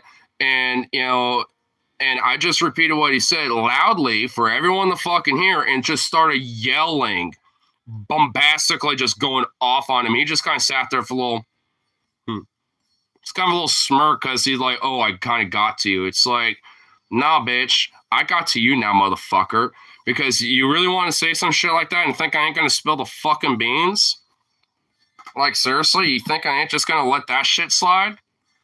Ooh, dude, honestly, now just thinking about it, even though it was way back in the day, man, ooh, it's kind of getting me a little pumped up, because honestly, like, I mean, and this is how I knew I was in the right, because even one of the teachers, after they pulled me aside, because I was like to the point where one of the other teachers from the classroom next door kind of popped up being like, is everything okay? After I was in the hallway talking to one of the other, teacher assistants who was also a teacher, but, this is kind of like a two teacher, kind of more smaller kind of classroom, not like a study hall, but basically a study hall kind of thing. That's when it happened. But, there was like a full on, like I think a language arts, English class or some shit that was right next door. And that teacher, like, apparently went like, wait, hold on, stopped the lesson that they were doing and popped out while, after everything kind of cooled down. Cause I think they probably like, wait, I don't hear anything. Hold on, let me go outside really quick. And saw me and the other that other TA, talking, and because I remember that part too. And, we both looked at it and you're like, yeah, we're having a handle. It's okay. Go back to what you're doing. And he was like, okay, just make sure. And he just kind of, slipped her off right back into his classroom. But I mean, this is how I was on, right? Because she like strips like, and she fucking burst into tears too in front of me, like, and gave me a hug too, being like, look, I mean, I get what you're saying, because I mean, I see this stuff all the time, and I'm a teacher, and I don't want to see these, I don't want to see this happen here. I don't want to see it in my district, here, is it, like, because I go to other schools too sometimes, like, and she burst into tears, and I gave her a hug, because like, well, I mean, I'm sorry I bursted out as so much like I did like that, but I kind of had to do it, because like I ain't gonna let him say shit like that and let it slide. And frankly, they the administration should probably do a report about that, like the police department report. To be fucking frank, I don't know if they ever did, but I did mention that, and it's like, well, he's definitely going to be potentially suspended for doing threat like that. And I'm like, well, good. But I mean, there needs to be more with that shit, because that, especially with what's been happening, and also what's fucking nuts too. I don't know if anyone ever remembers this, but back in 2012, there was a shooting at a mall. Can you guess what the name of that mall was? Because it's literally 15 minutes away from me. No one remembers it that much, because it was kind of like, there's only two people that died, and I think a third person that was injured. But around here, people certainly remember it. No, sorry. Clackamas Town Center Mall. And I go there sometimes. I mean, I go there because there's a movie theater there. So whenever I watch movies, I go there. And that happened in my freshman year in high school back in 2012. And so this shit is, and think about it, like this happened in my sophomore year, shortly after Sandy Hook, and that happened in our fucking area that's 15 minutes away from me. So especially with this mass shooting shit, as fucked as I'm desensitized to it, like this shit hit home. It's like shit like this hits home every time it fucking happens because this happened here. Like straight up. And what's fucked is that I know someone that was acquainted to him because he also went to the same high school I went to. Graduated back in 08. And one of my family, friends that I know, like, graduated around the same year and at least it wasn't friends with him, but knew of him. Talked to him before, was aware of him, knew his face, maybe hung out because they had similar friends and acquaintances and shit. So there's kind of a weird fucking thing where it's like, if he wasn't the way he was and was still alive, doing his thing and it didn't snap and did what he fucking did, he might, still been known. I might have even ran into him before. Weird as it is, I might have honestly ran into him, just like maybe going to the grocery store or some shit. You know what I mean? Like, that's what's fucking wild. Like, I mean, because it's that close to fucking home. So it's like, that fucking kid, throw that fucking shit out there. I mean, it's like no reason why I like to be an agitator about this shit. Because, like, not just with this type of stuff, but, like, for really anything. Because, like, a lot of my memories about, like, really sticking up, against the man or against fucked up shit, like, I always end up, finding myself right at the end of the day. Even before I really got into politics, like, with that substitute teacher and shit, right? Back 4th grade, like, I wasn't nowhere near remotely even aware of politics at that point. Even if I did, it was probably just based on, like, oh yeah, American history and stuff. So, I mean, a lot of it just wasn't really, clicked in my mind. But now in hindsight, especially kind of, talking about some of these stories, because I haven't really thought about some of them in a long time. I mean, it's like, yeah, I mean, I kind of see how, a lot of it shaped my politics today to an extent. I have an idea. Can you play a story and play some music? See Mustard, substitute teacher. I mean, I don't think I would be able to, at least, in this setup. I mean, maybe if I did it on Instagram stream, I probably could be able to get away with it. Teacher knocking does some Andrew, come out of there. No, I'm more of the raccoons. Well, I wasn't in the dumpsters, by the way. I was like behind them.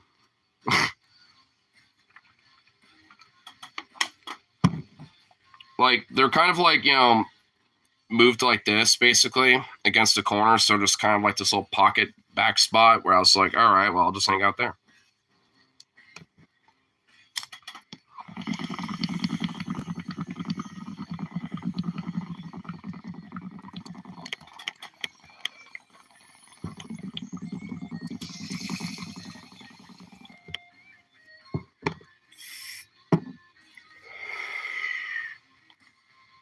Oh, Jesus Christ. I'm rolling out through, bro.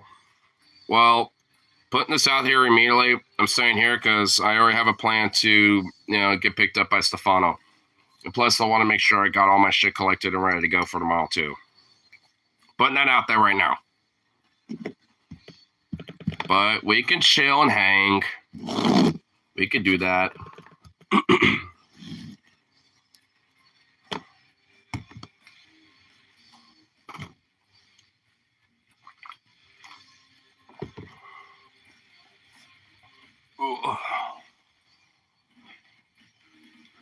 Actually, speaking of politics, Rose, dude, have you heard about like Trump's supposed promise to release Epstein's list, which I'm pretty sure is like a 0.000% chance to fucking like ever happen? But have you heard about it? Because I'm just like, bruh, what if it happens, dude? What if there's like an odd, weird cosmic, alignment where he does, and it's like semi-redacted, so like 90% of the list is blacked out, but he got like Democrats on the list, like Clinton or some shit, just chilling. Hey, babe, My first 100 days, I'm releasing a redacted list. Oh my god, dude. Man. I don't even know why he even tried to promise that, because he knows that his ass is on that list. The only reason why he would ever promise something like that is if, like, Epstein had a shitload of other properties outside of, Little St. James Island and shit. So it's like, I mean, there is a chance that he probably, like went to other places where he's on, on the, St. James Island list and shit. I mean, so there is a possibility for that. Or maybe, Epstein went to him instead of vice versa. There is, I mean, that could be the potentiality, I think, with that. But at the same time, I doubt it. That motherfucker definitely went there. So unless he, says like, "Oh, I'm actually going to go right there and release a redacted list," and just like, hide a bunch of different people, including himself, then yeah, I mean, there's like a 0.0001% chance that he might do that, but it would be nuts if that happened. Try and place a pool. What time is it anyway? Oh shit, it's not even midnight yet? Dude, honestly, I thought it was like 1 a.m, bro. Oh shit, it's not even that late. Okay. I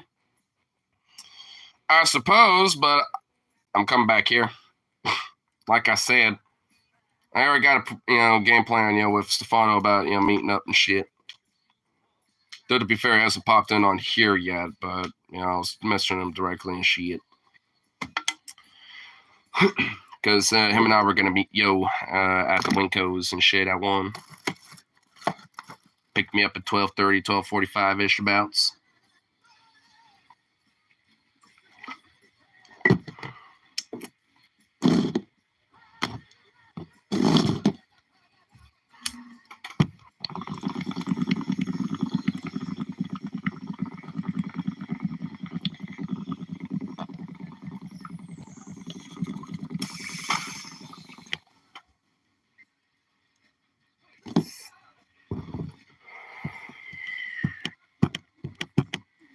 Oh my god, another fucking insane thing that I saw today was like Jubilee had Charlie Kirk versus like 25 something like liberals or like lefties and progressive types and shit.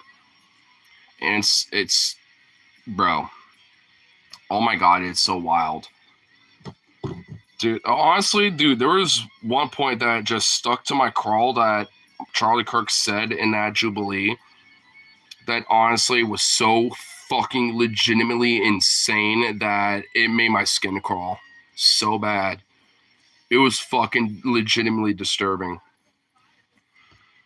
Like, because one of them was, because it was on the whole thing about like abortion, pro-choice / forced birth, pro-life, blah blah blah bullshit and all that. Like, and and one of the chicks, questioned him, saying like, well, hey, let's do a hypothetical really quick. If your 10-year-old daughter, because you have a daughter, right? Blah blah, and he's like, yes, I do, bummer, because he has a daughter. And it's like, well, what if she, like was raped, and was pregnant and had, and under your philosophy, would you have her, go to full term and deliver the baby? And he was like, well, yes, I would have the baby delivered and blah, blah, blah. And, and try to like, justify it by saying it's like, well, if you look at, like, a fetus that is, a great baby versus one that isn't, from a platonic lover is and shit, then, there ain't no difference. So how could you tell? Like, it ain't a problem, It was honestly just fucking wild. I was like, it was just insane, dude. I was like, bro. I was like, no, dude, you actual fucking freak. Like, I mean, honestly, the fact that he even, like, fell into the trap, and, like, kind of, like, spilt the beans like that was just wild in itself. But then he, like, tried to justify it instead of maybe walking it back and be like, well, I thought you were meaning if she was like 18 or something. I didn't realize you were talking about at that age, blah, blah, blah, blah, blah, or whatever. Like, maybe he could have, like, fucking walked it back and, or some shit. But no, he didn't. And it's like, no, the premise was if your 10-year-old daughter, like, got, I mean, it's like, dude, like, you understood the premise of the question and you fucking answered it, but you had an opportunity to walk that shit back. Because there, depending on who it was that was, like, popping up, because there was a few of them that were, like, cooking his ass, and there was a few of them that he took advantage of because they were falling into his traps and shit. But, if this chick that he was doing this to, he fell right into her trap and fucking unleashed some insane wild shit. I was like, bro, like, you were insane. You were a fucking freak. Dude, these right-wingers are fucking freaks, man. I'm honestly surprised that, like, with this DOJ indictment about, like, Russian-paid fucking media talking heads and shit, I'm surprised Charlie Kirk and Turning Point USA isn't a part of that. I mean, honestly, because I wouldn't be surprised if it was, but I guess it ain't. But goddamn, that would be fucking insane if it was, dude. Oh my god. Honestly, low-key, that would be fucking beautiful. If, like, pretty much, like, a good chunk of, like, Republican / right-wing media was literally just, like, paid Russian talking point fucking bullshit, and they had, like, Russian Today, like, fucking state Russian propagandists and shit, fucking, like, parroting, talking points for them. Oh, bruh. It would be so nutty, dude. It makes me honestly, like, wonder, like, how many of these fucking, like, media actors are being paid, so to speak, when it comes to these honeypots. What you talking about? Who you talking about? I'm talking about Charlie Kirk, but I'm also talking about, like, some of these other right-wing media talking heads, Charlie Kirk being the tiniest face of them all when it comes to them, because he has a very tiny face for his weird, absurdly large head. But, I'm talking about his ass, but there's also a few others like Dave Rubin, and Lauren Chen and a few others that are straight up, like, Tim Pool being another one, where they're straight up being, like, paid, by the Russian government, or at least by Russia Today, which is a state Russian government ran media outlet, to, pretty much parrot, Russian talking points and Russian propaganda and shit. And there's various different examples for it too, because the DOJ, did like a whole fucking indictment and is, kind of cracking down on that type of shit. And I was just kind of saying, it's like I was surprised that, like, Charlie Kirk and Turning Point USA wasn't kind of, like, tied into it. But at the same time, I wouldn't really be surprised if, like, there is, like, some sort of a honeypot situation going on with that as well. Like a little compromise kind of shit happening too there, where Charlie Kirk probably is, but maybe directly via the Republican Party overtly, where that's part of the game. So, man, we ain't going to worry about that. But if it's the Russian government doing it, then no. So, I mean, that's kind of like where I'm wondering. It's like, I wonder how deep this shit fucking goes. Because, I mean, it's not just like, foreign actors that are doing this type of shit. I mean, it's our own, it's like, the Capitol here in America is doing it. A lot of politicians in these different parties, do it in their own various different ways. Fundamentally, at the, in the name of capital and shit, but still. It's just like, I mean, for other foreign governments, it's, the agendas are definitely different.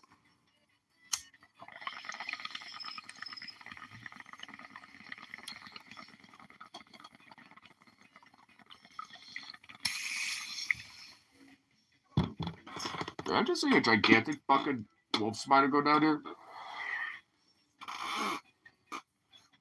Oh shit, there is. It just zoomed over here. Now it's just chilling. Oh shit. Dude, these gigantic wolf spiders are everywhere, bro. There's been a lot of them. They're so big, it's just like, whoa.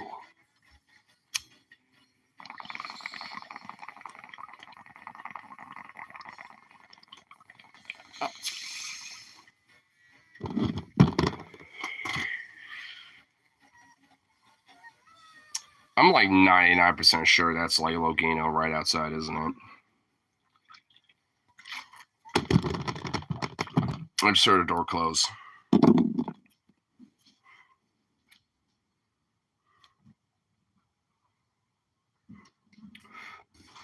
Yep. Breaking the law. I knew it. I called that shit. I knew it was you. Oh, here. I'll do it. My hands is just full. Oh, yeah, no. You're fine. You go. Shut up. Oh. Would you be down to play a few games of pool? I gotta go back there to pick my brother up. Oh shit, so I have to deal with his ass. His dumbass broke his rib with the police, you know that? They broke his fucking rib. So his rib straight up is fucked? Yeah. Yeah, he's the dumbass. Still can't get rid of the routine. Still gotta go play pool. Still gotta go socialize and shit. Fucking idiot, And dude. he's like, my rib hurts. Can you like drive me home? It's like, well, Fucking dumbass. I'm like, fuck it. If I'm going that way, I'm gonna stop at Andrew. Dude, I actually got a funny story from last night. You want to smoke one? Sure. Or like a half of one? Because last time I smoked the two, I was high the next day. I was really fucking high. I was like, fuck, dude. Yeah, so fucking I actually have a funny story from last night from the karaoke bar, because there's I saw your stream a little bit. Yeah, because there was this chick that was, a little straight blacked out, honestly. But she was asking Fire, before she totally blacked out, about, hey, can you escort me home stuff? Which is just right across the street anyway, so it wasn't a big deal. But I was like, sure. But instead of just, taking her back to, I'm pretty sure those are twist-offs. Oh, you're right. Thank you for saying, because I was about to... Dude, yeah. Unnecessary shit, dude, yeah.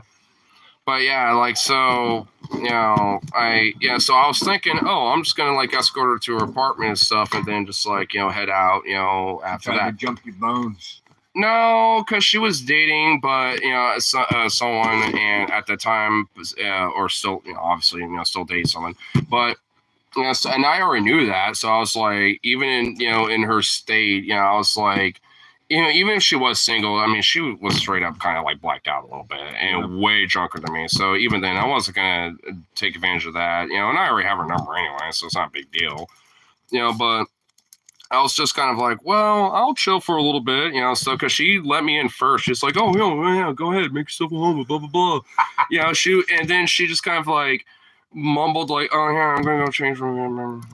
Just make yourself home. You can chill. Look at my gigantic beanbag love seat. Zukov love seat. Just and she was with you.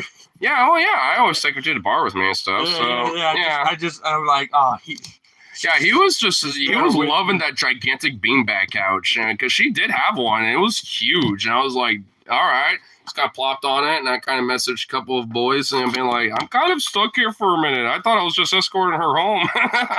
And then, she popped out. She was in her sleep, clothes, and then, a big fluff robe. And she's like, all right, here, I'm just going to test my, and then she kind of put her phone down and then just plopped on her bed. She's like, yeah, if you want, you can, take a nap here. And then she just within literally 30 seconds, just passed out, was out. That's what. Yeah, and I was like, well, I guess she probably thought you were as drunk as she is. Yeah, which I wasn't, because I, you have a limit for myself. You did not sound like you were that. Yeah, I remembered it. She was like, I don't remember what happened last night. Was things fine and just friendly and stuff? And I was like, yeah, no worries, nothing happened. You passed out pretty much immediately after you changed into your sleeping clothes and stuff, and passed out as soon as you flopped on your bed. So I just, and I wrote her a little note saying, hey, because he was patting at the door a little bit and wanted out. So I was like, all right, I'll just let him out and walk home, because it's not a time difference away for me, honestly, when it comes to shit like that. So whatever. So, I wrote a little note saying, hey, Doggo wanted out and wanted to go home and stuff. And, hey, I'll see you next week and stuff. And, hope hangover ain't too bad, and did a little doodle. And I kind of wish I took a picture of the doodle because I was kind of like, damn, I'm still a little drunk, but I did a nice little doodle. The doodle was good. But yeah, there's also some really cool historical pictures of like old Bernard's garage that used to be there and shit. That was in the main lobby. Yeah, I remember Bernard's garage. Yeah, I need to send some pictures in the group chat because there's some pretty cool some historical photos of that were in the main lobby. And I was like, oh shit, like I'm kind of glad they're kind of keeping that memory alive a little bit, because. And I know the Milwaukee Museum that's right off a railroad. They have that Bernard's like wrench, still there with the big B and shit. They still have it over there if you drive by it. And I'm just like, oh shit, it's like I'm really glad that at least it's still around because I was so sad to see that go when because that's just giant ass fucking. I know it was such a signature in downtown and well, it ain't there no more. Yuppies that live in that fucking bitch too. Like, yeah, I've literally delivered there for Milwaukee when I worked at Milwaukee Domino's. Not cool people. Yeah, not nice. Yeah, I mean, yeah. There's the dude that I've talked about. I think it was in the group chat I mentioned at one point. The guy Larry that like got banned at Duffy's and stuff. For being hostile and kind of bigoted shit back. And shit. Yeah. Well, he also lives up there too, and it's like, yeah, and you're kind of right, unfortunately, because I thought he was actually pretty chill. At least, the chick that I helped get home and over there and stuff, she's actually legit pretty chill and really cool. But yeah, I mean, I can kind of tell there's definitely some douches that live up there a little bit, honestly. And also definitely some very questionable people too, because there's been like one person that apparently fell asleep and had the fire department show up because the fire alarm went off in the entire apartment complex. I actually was streaming karaoke that night when it happened, and I even went outside. I remember talking about. Yeah, and I was like, the bomb was there too. Yeah, I think he was too. Yeah. And then, once I found out, it's because I think someone was cooking some food, but left it on the stove and just fell asleep. But also, apparently, that person was a questionable individual because some other chick who was drunk as fuck that walked out, from her place, was like, it's just this guy who likes to sell dope and blah blah blah, and just kind of saying some shit. I don't know nothing, so I'm like, okay, whoa. If that's the case, then holy shit, seems like that person probably should not be there. But for real, yeah, one of those things where I just, I'll stay out of it. But hey, interesting to see. Good to know. Yeah. But I mean, I will admit, I mean, like the interior honestly looks kind of cool and stuff. But it weirdly enough, like those hallways, that building feels like a fucking hotel in a weird way. It just feels like a super fancy hotel, honestly. Because people don't live there long term. They come for the reason they're here in Portland. Short term, they're gonna be here for a job for a year or two, and then they leave. Yeah, save up some money, to go somewhere. Yeah, that's kind. Yeah, I mean, I will admit the actual rooms themselves feel very homey and stuff. At least if you make it that way, because her place was actually pretty nice and homey and stuff. It was pretty cool. But that opening lobby area, like. Yeah, now, dude, that's not a fucking true apartments. Yeah, it's not even like a true. It really legit like felt like just like after hours like hotel place. One of those like luxury local places that are still somehow kicking around or whatever to kind of get like the upper crusty yuppie type stuff. I mean, you're kind of right on that one for sure because like it just kind of felt that way, and I always had that feeling with it. Plasticky. Yeah, like I mean, even in the exterior. I've been to places that are plasticky, but they cover up the plasticky with like French, like at least some shit to kind of like flavor it up. Yeah, kind of like, oh, we have a picture of the fucking Eiffel Tower. Yeah, well, that's kind of why I took pictures of like some of the old historical pictures in the lobby. At least it is called. It's got a good smell. Tropical cherry. You know me, I do well with the cherry weed. Yeah, sativa hybrid dominant. Yeah, I've always had a good high on cherry weed, so still trying to build up that tolerance. But I'm not gonna lie, man. I'm about to the next few days or so. I'm about to take a break from like all the drugs, from everything. I had a really fucked up experience with that one kid I brought over here. Oh, what's his Dawson. face? Yeah. I'm just gonna get rid of that. It's like a nuggie that had like a branch in it. Too stemmy. Yeah, it's just too stemmy. He's gonna poke a hole in there. Anyways, I was hanging out with him at the Corner Pocket, which is like the local bar close to like where it's like right by where he lives, but it's also still close to our work, you know? Yeah. And it's a cool bar, don't get me wrong, but there's some characters who hang out there, you know? Yeah. Anyways, No, I understand what you mean by that. anyways, we're like hanging out, having a good time. Then end of the night, you know, everybody's talking, you know, drunk outside the bar after Yeah. they closed, and it like moves its way into like hanging with certain people, and then one of those certain people was like left and then came back and approached us when we were at my car, and he was like, hey man, like y'all seem like you're chill and you like to party and shit. And he's like, I'm a businessman, like he's like, I got some white girl. If you're He's trying to, straight up saying he's a businessman, even though he's like, you know, just a blue collar worker working at a goddamn Domino's. Like, what business is he fucking doing? no, not Dawson. The guy Oh. approached me in Dawson, and another guy we were hanging with. Oh. Well, what type of business is he even doing? He said, white girl. What's white girl? Fucking cocaine, bro. Oh, okay. Oh. And I'm thinking, Dawson, you just told me last time we hung out that you've had a cocaine problem before. And now this motherfucker's showing. Oh my god, he still got one. He still has one. I think he's just not admitting to it. He wants to try to like make it like it was. You know past why tense. he don't have a cocaine problem anymore? Because he didn't have a connection.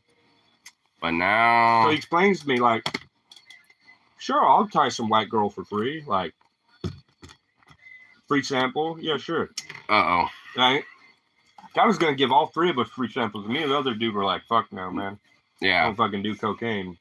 Even Like, I would decline I'm it. kind of like, I'm not gonna convince this dude to not do drugs. Like, I don't care that much, you know. Yeah. Like, I'm not invested that hard, you know. If he says he's got a problem that's not a problem, like, that's on him. He won't make mistakes. Like, Yeah. You already got enough people to worry Yeah, about when it comes to I'm- shit, you know what I mean? Yeah.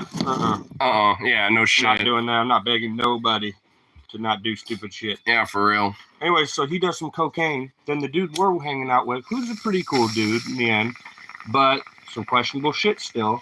He's like, yo, man, you guys want to like come back to my place? I got a 6-pack. We could all drink a little more, you know? I'm like, fuck it, dude. Go back to this guy's house. Dude's like very like, he's very strange. He's like got liberal viewpoints, but his heritage is like that fucking redneck, Like like background. Well, I mean, that happens a lot on. Confederate flag type shit. I mean, that kind of happens, you know, a lot. So I'm like, sometimes. I can like relate Yeah. because my family is that way. Oh, it's Michael probably. Yeah, I guarantee you it's him. Hey man, I'm at Andrews. We're gonna head out here in a bit and come play pool.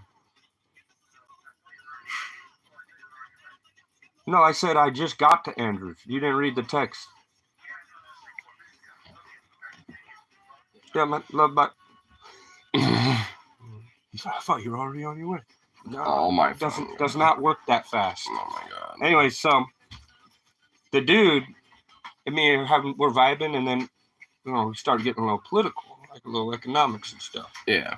And then Dawson wants to step in with his stupid ass. Oh no. He's stupid. He is. I'm sorry. Like He is ignorant. I mean, he gets a lot of his shit from Elon Musk's Twitter tweets. I'm sorry I and shit. made you feel stupid, but that's because I'm telling you you're wrong, because you are actually wrong. It's not me trying to make you feel dumb.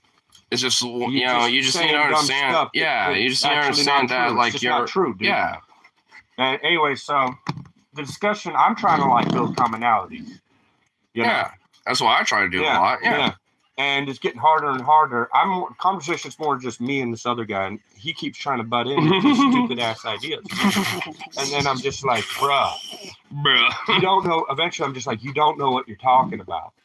And he's like, I've done my same shit he did before. I've done my research, even though it's like Twitter And then I'm tweets like, and stuff. What research is that? And then he goes back to like, well, you're being really aggressive and hostile, and he does that. It's a cop out, dude. It's a fucking cop Yeah, out. it 'Cause literally he doesn't know. He doesn't know. Oh my anything. god.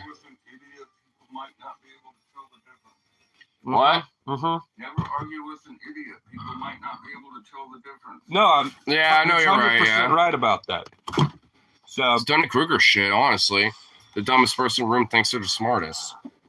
that's what he was doing, dude. It's Dunning-Kruger, dude. And this guy, other kid's like some Harley white trash, like for real. Like, I mean, honestly, I didn't want to say it, but you're right. Way From smarter. how you assumed, Dude, yeah. is way smarter. Like, and that's just experience and like, know-how shit. Yeah, and I bet honestly Harley would be in the same boat. He'd probably be smarter than Dawson, honestly, in some ways. So anyway, He's got the street smart for it too. and him kind of like, blah, blah, blah, like overrule me. And I'm just like, okay, whatever, y'all fucking Have your little back and whatever, forth. right? And then their back and forth turns into him selling Dawson drugs. Oh no! Not cocaine, but drugs, like pills. And not Oh. just one kind of pill, multiple pills. Oh, He sold them oh. Adderall and Xanax. Well, I guess it's not as bad as I thought, With but still, alcohol and cocaine, mix those. that's not good. That's like That's bad. yeah, that's how like the Rev from That's a drug fucking addict. Avenged That's Sevenfold. That's Yeah, not medication. yeah, that's like how drugs. that's like how That's Avenged drugs. Sevenfold's the Rev fucking died. Brompton cocktail basically. That's what's going on there. It's just he's taking it in different intervals. It's like fuck that. No. See, I don't fucks with that shit. No. No. 100% never do shit like that, bro. Me neither. That's No, why no. I saw a red flag when I seen both. Red- of them. I was yeah. like, what the fuck is happening? Anyways, No. I'm just kind of like, hey, like, y'all do that. I'm taking your beers. I'm drinking your beers. And then they get all kind of hypey again, Oh no. and then they want to start talking about the shit we were talking about before. And I'm just like, I'm sorry, but you guys are saying even dumber shit now. Oh no. Basically, like, dude gets mad, like mad. He's like, like not like angry, like I'm gonna fight you. More like, I wish I could fight you, but poor me is my coworker, and I can't do that because Dude, there's food in there, you fuck. Yeah, what you need is take a hit of acid, smoke a bunch of weed, drink a bunch of booze. See, that's Couple kind of like lines. see normal. that's what Get I'm out for about. the night.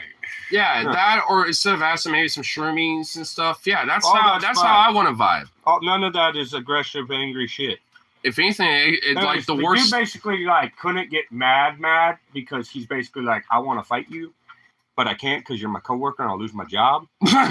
Yeah. Yeah. And it turned into like, poor me. Well, like he did that and then like crept out the house and like, you're just so hostile and you just make me feel dumb and like I just can't do it anymore. I'm leaving before it gets worse. I'm the bigger man. I'm the bigger man. Woe is me, yeah.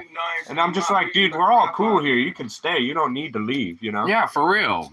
I mean, maybe just like chill and honestly just think about it for a little bit and Do it just. again. Oh yeah. It didn't really take. Oh, don't watch the rats. The Dodgers and everything. Okay, I guess I need to fill this food bowl up. You know what? I'll do that before when we leave. Yeah. Look at his protest. I know. What the fuck, bro? Bruh.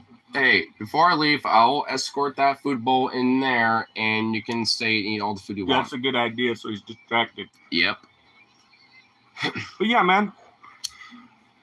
So I continue to talk with this other guy, and finally I have his ass out the way. I can start vibing with this guy about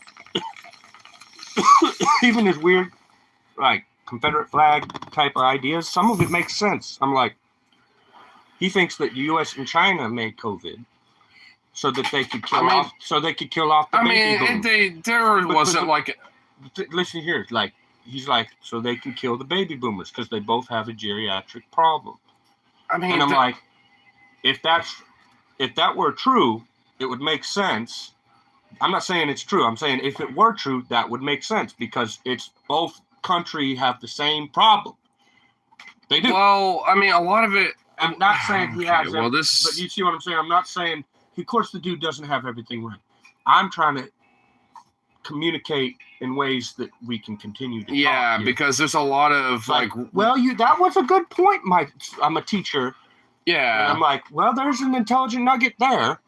I'm Sure, gonna yeah, entertain maybe that. there's like a grain of truth, but like a lot of it's just because like a lot of baby boomers also are like, well, I don't want to kind of listen to authority kind of thing, and they want to be like, well, fuck, got mine, because that happened a lot at the peak of the pandemic. This guy's not a baby boomer. He's like our age. Oh yeah, Like yeah. 30, I'm not saying that he's like might that. be like 30 years old. Yeah. Like, But because a lot of that mindset also kind of transcended beyond like generational kind of stuff too. But it's like it was definitely like one of those things where it correlates a lot with kind of like the skepticism towards like the system and like capital and shit.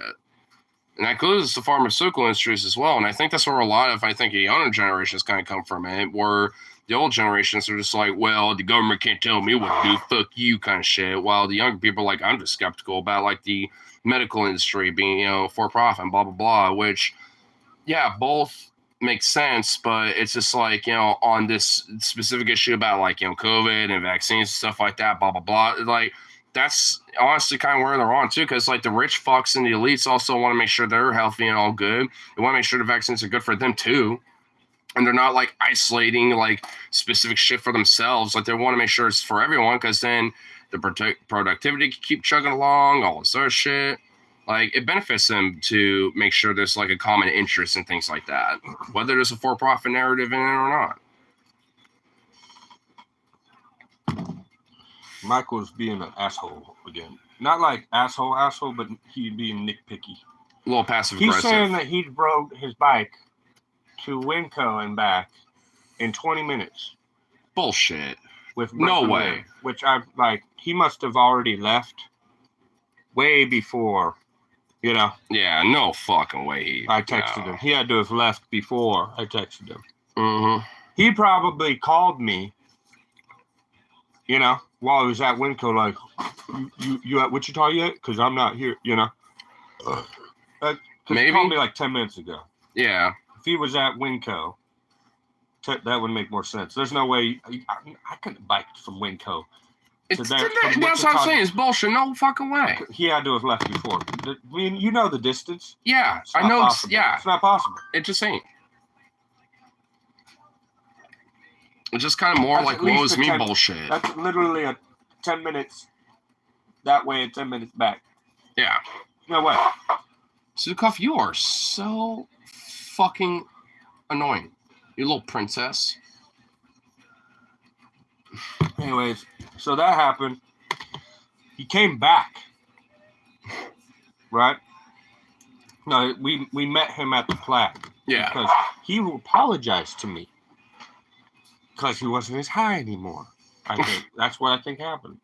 He was coming down like an hour later. He called me. It's like 5 a.m, bro. This dude gonna fucking end the shit. And then me and this guy, we're walking to the store to get a pack of smokes, He realized that Dawson never paid him the money that he owed him for the drugs. So he called him up.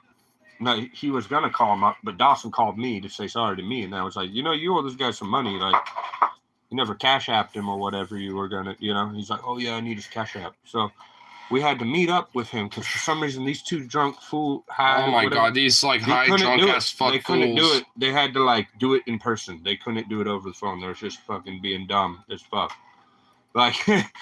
And then, so I have to drive both these fools together.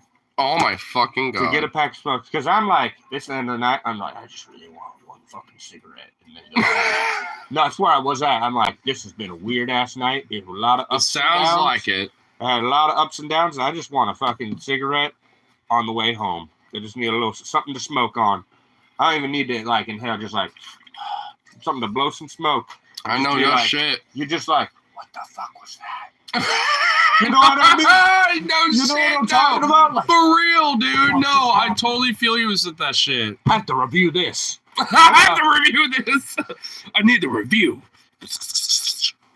It's like one of those memes of the GIFs. The shit was so fucking weird. It's like the GIF of one of those people just analyzing. You got the mathematical formula. It's just Then I have to be manager tells me that I need to drive his ass home. That's your why fucking manager? That's why she lets me off early. She's like, I'm going to let you off early. So you can make sure this dumb fuck gets home. Oh, my God. Yeah. Oh, yeah. No. And I'm already well, I just made a fuck ton of money. I'm feeling pretty good. Fuck I it. had a lot of jokes. I was having a good day with my coworkers. We were all having fun that day, man. Yeah, It was a that's good kind of, day. me and my coworkers We lately have have been days kind of in a like groove that. lately. We have days like that. And it's Mhm. like, it's not even that bad to be at work, right? Like, work's pretty chill, like, right now. Actually, Yeah. digging being at work right That's now. actually kind of how it's been the last couple days for me, weirdly enough. You're going to need to take over on this. I might actually Just save put it for out, later. yeah. I'm enough. I don't need it. You Yeah, feel, no you worries. sensed it. Yeah, It's kicking in. yeah, it's kicking. Yeah. Anyway, so that was a weird night. Anyway, so 2 days, we and him have work at 5 p.m. that day. And I come to work. I'm fine. I figured it out. Like, Yeah. I'm good, you know? I left my debit card at the bar and I had to go back and get it before work. But yeah, Oh no! Oh shit! But I had hey. the wherewithal. to Well, reach yeah, in you my were like, wallet. oh wait, oh I no. knew exactly Yeah. where it was. Fuck, dude. Definitely a weird fucking night. Holy Yeah, shit, dude. man. And then I Definitely an arc. So I go to work and I'm just doing my day. He's like late. And like, I didn't know this. I thought he was straight. Honestly, I didn't know. I didn't know this at all. But apparently, the manager and his girlfriend, who's assistant manager, noticed he was like drunk or something. Oh no. They sent him home because he was being like obstinate and shit too. Oh fuck. Then the next day, he's heading to work, but he's already like a half hour late. So they're calling him like, "What the fuck is going on?" Oh no. Like, he's like, "Oh, I'm on my way to work. Cool." And then like 15 more minutes go by and he's still not. So they call him again, like, "Yo, where the fuck are you?" You know, it's going on an hour now, late. He said, Yeah, that's not good. Yeah. Then he's like, "I'm on the way there. What's your problem?" Like, and then they're like, "Cause you're late. Like this, you know, I'm your boss." Like, Yeah, no shit. Dude, And so this then- kind of reminds me of one of then- my coworkers back when he then was on the he- meth then- a little bit. And it wasn't even like they argued yet. It was more like, "No, this is your need to be at work." Like, Yeah, no shit. yeah, it's not even like nothing. Just do that. Get your ass to work. Like, that's all that was. And then he's like, "You know what? Fuck you. I quit." Like, He just quit? and he's, you know, he's supposed to be moving out with his girlfriend to a new place. But now he has no job. Like, he literally went off the Fucking- deep end with drugs. That's all drug shit right there. In like a matter of like 46. Oh, he's about to get fucked. So, He's dude, going he's through about a to. hard relapse right now. Dude, he's about to. about to lose the girl, lose Everything. that. Dude, But he's it's okay. crap. It's okay because he lived with daddy and brother.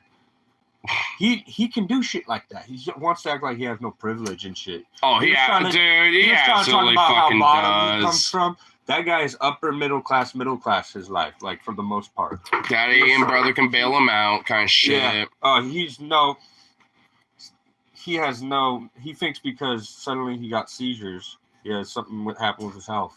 That makes him like from the bottom. They only been around for like 2 years too, like, and now he's finally got his life together and he's not having them anymore.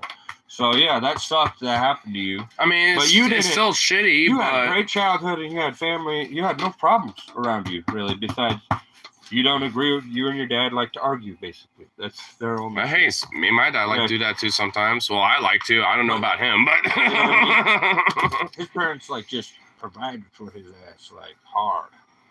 I'm not like he's rich, a little bit on the rich side, and he don't even understand it. Like, yeah, I mean, I Or kind of grew appreciate up it, like that yeah. a little bit, and I Yeah. appreciate every second of it because we suffered a lot after like it was around the 08 recession kind of shit because like my mom got cancer at the same time around that era and shit. you know, Like, his so we family got are hit pretty left- fucking are hard. hard left.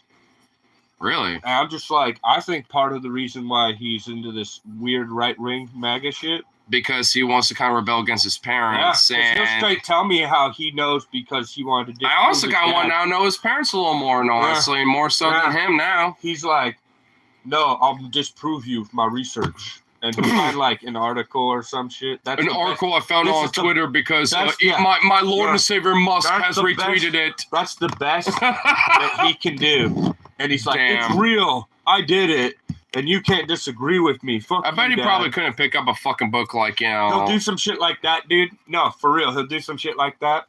And then the dad's just like, "Well, you're fucking wrong. But I love you because you're my fucking You're my dumb- boy. You're my dumbass." Like, You're my dumbass boy, but you're Right. still my boy. oh, you ran away. Okay, now you came back. Like, oh, you ran away from home at times. Oh, poor boo-hoo. You could always come back. You go. have- You you have come back to my dysfunctional teat and suck You, on you the can't nip. have the most dysfunctional people I know who would just say, "You can't ever come back, you fucking bitch." That's Yeah. how that usually goes. You No know what I'm shit. saying? They're like, "You're out on your own now. It's your own Yeah. fault." Yeah. He don't get it.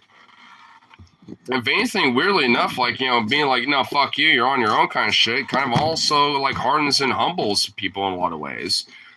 I mean, you know, because I know a lot of people Let's that. change the subject. It's freaking me out. No, I get you. We, mean, we but- should go.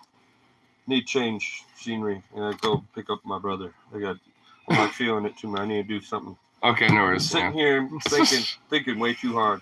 I just want to have a good night. No, yeah, we're still having a good This night. is Hey, my, probably last time I'm smoking for a while. no worries, but hey, but we're But still like- having a good night. Don't be a little finger. I have a plan that after I raft tomorrow, that's my last little drink or smoke for a while. Even cigarettes, everything. Yeah. I'm just gonna get like healthy for a little bit. You know what I'm saying? Well, I mean, hey, honestly, you're already on that track anyway. I mean, because Yeah. I remember back in like the early high school days, Oh, you know, but and high- shit. I'm trying to get back to real healthy. Like I Right, used to yeah. be, you know, it feels good.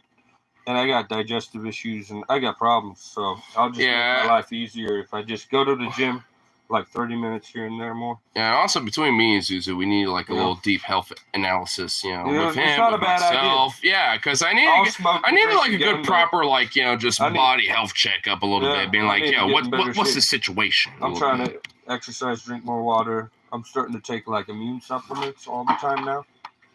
I get it, so you gotta fuck off. Yeah, let's go. Let's give him the food. And let's Yeah. go. But yeah, Anyway, we'll call good here on I've been taking like echinacea and shit. You heard of Echinacea? Yeah, Oh yeah. yeah, Ooh. stuff like that. Echinacea. That was like the last word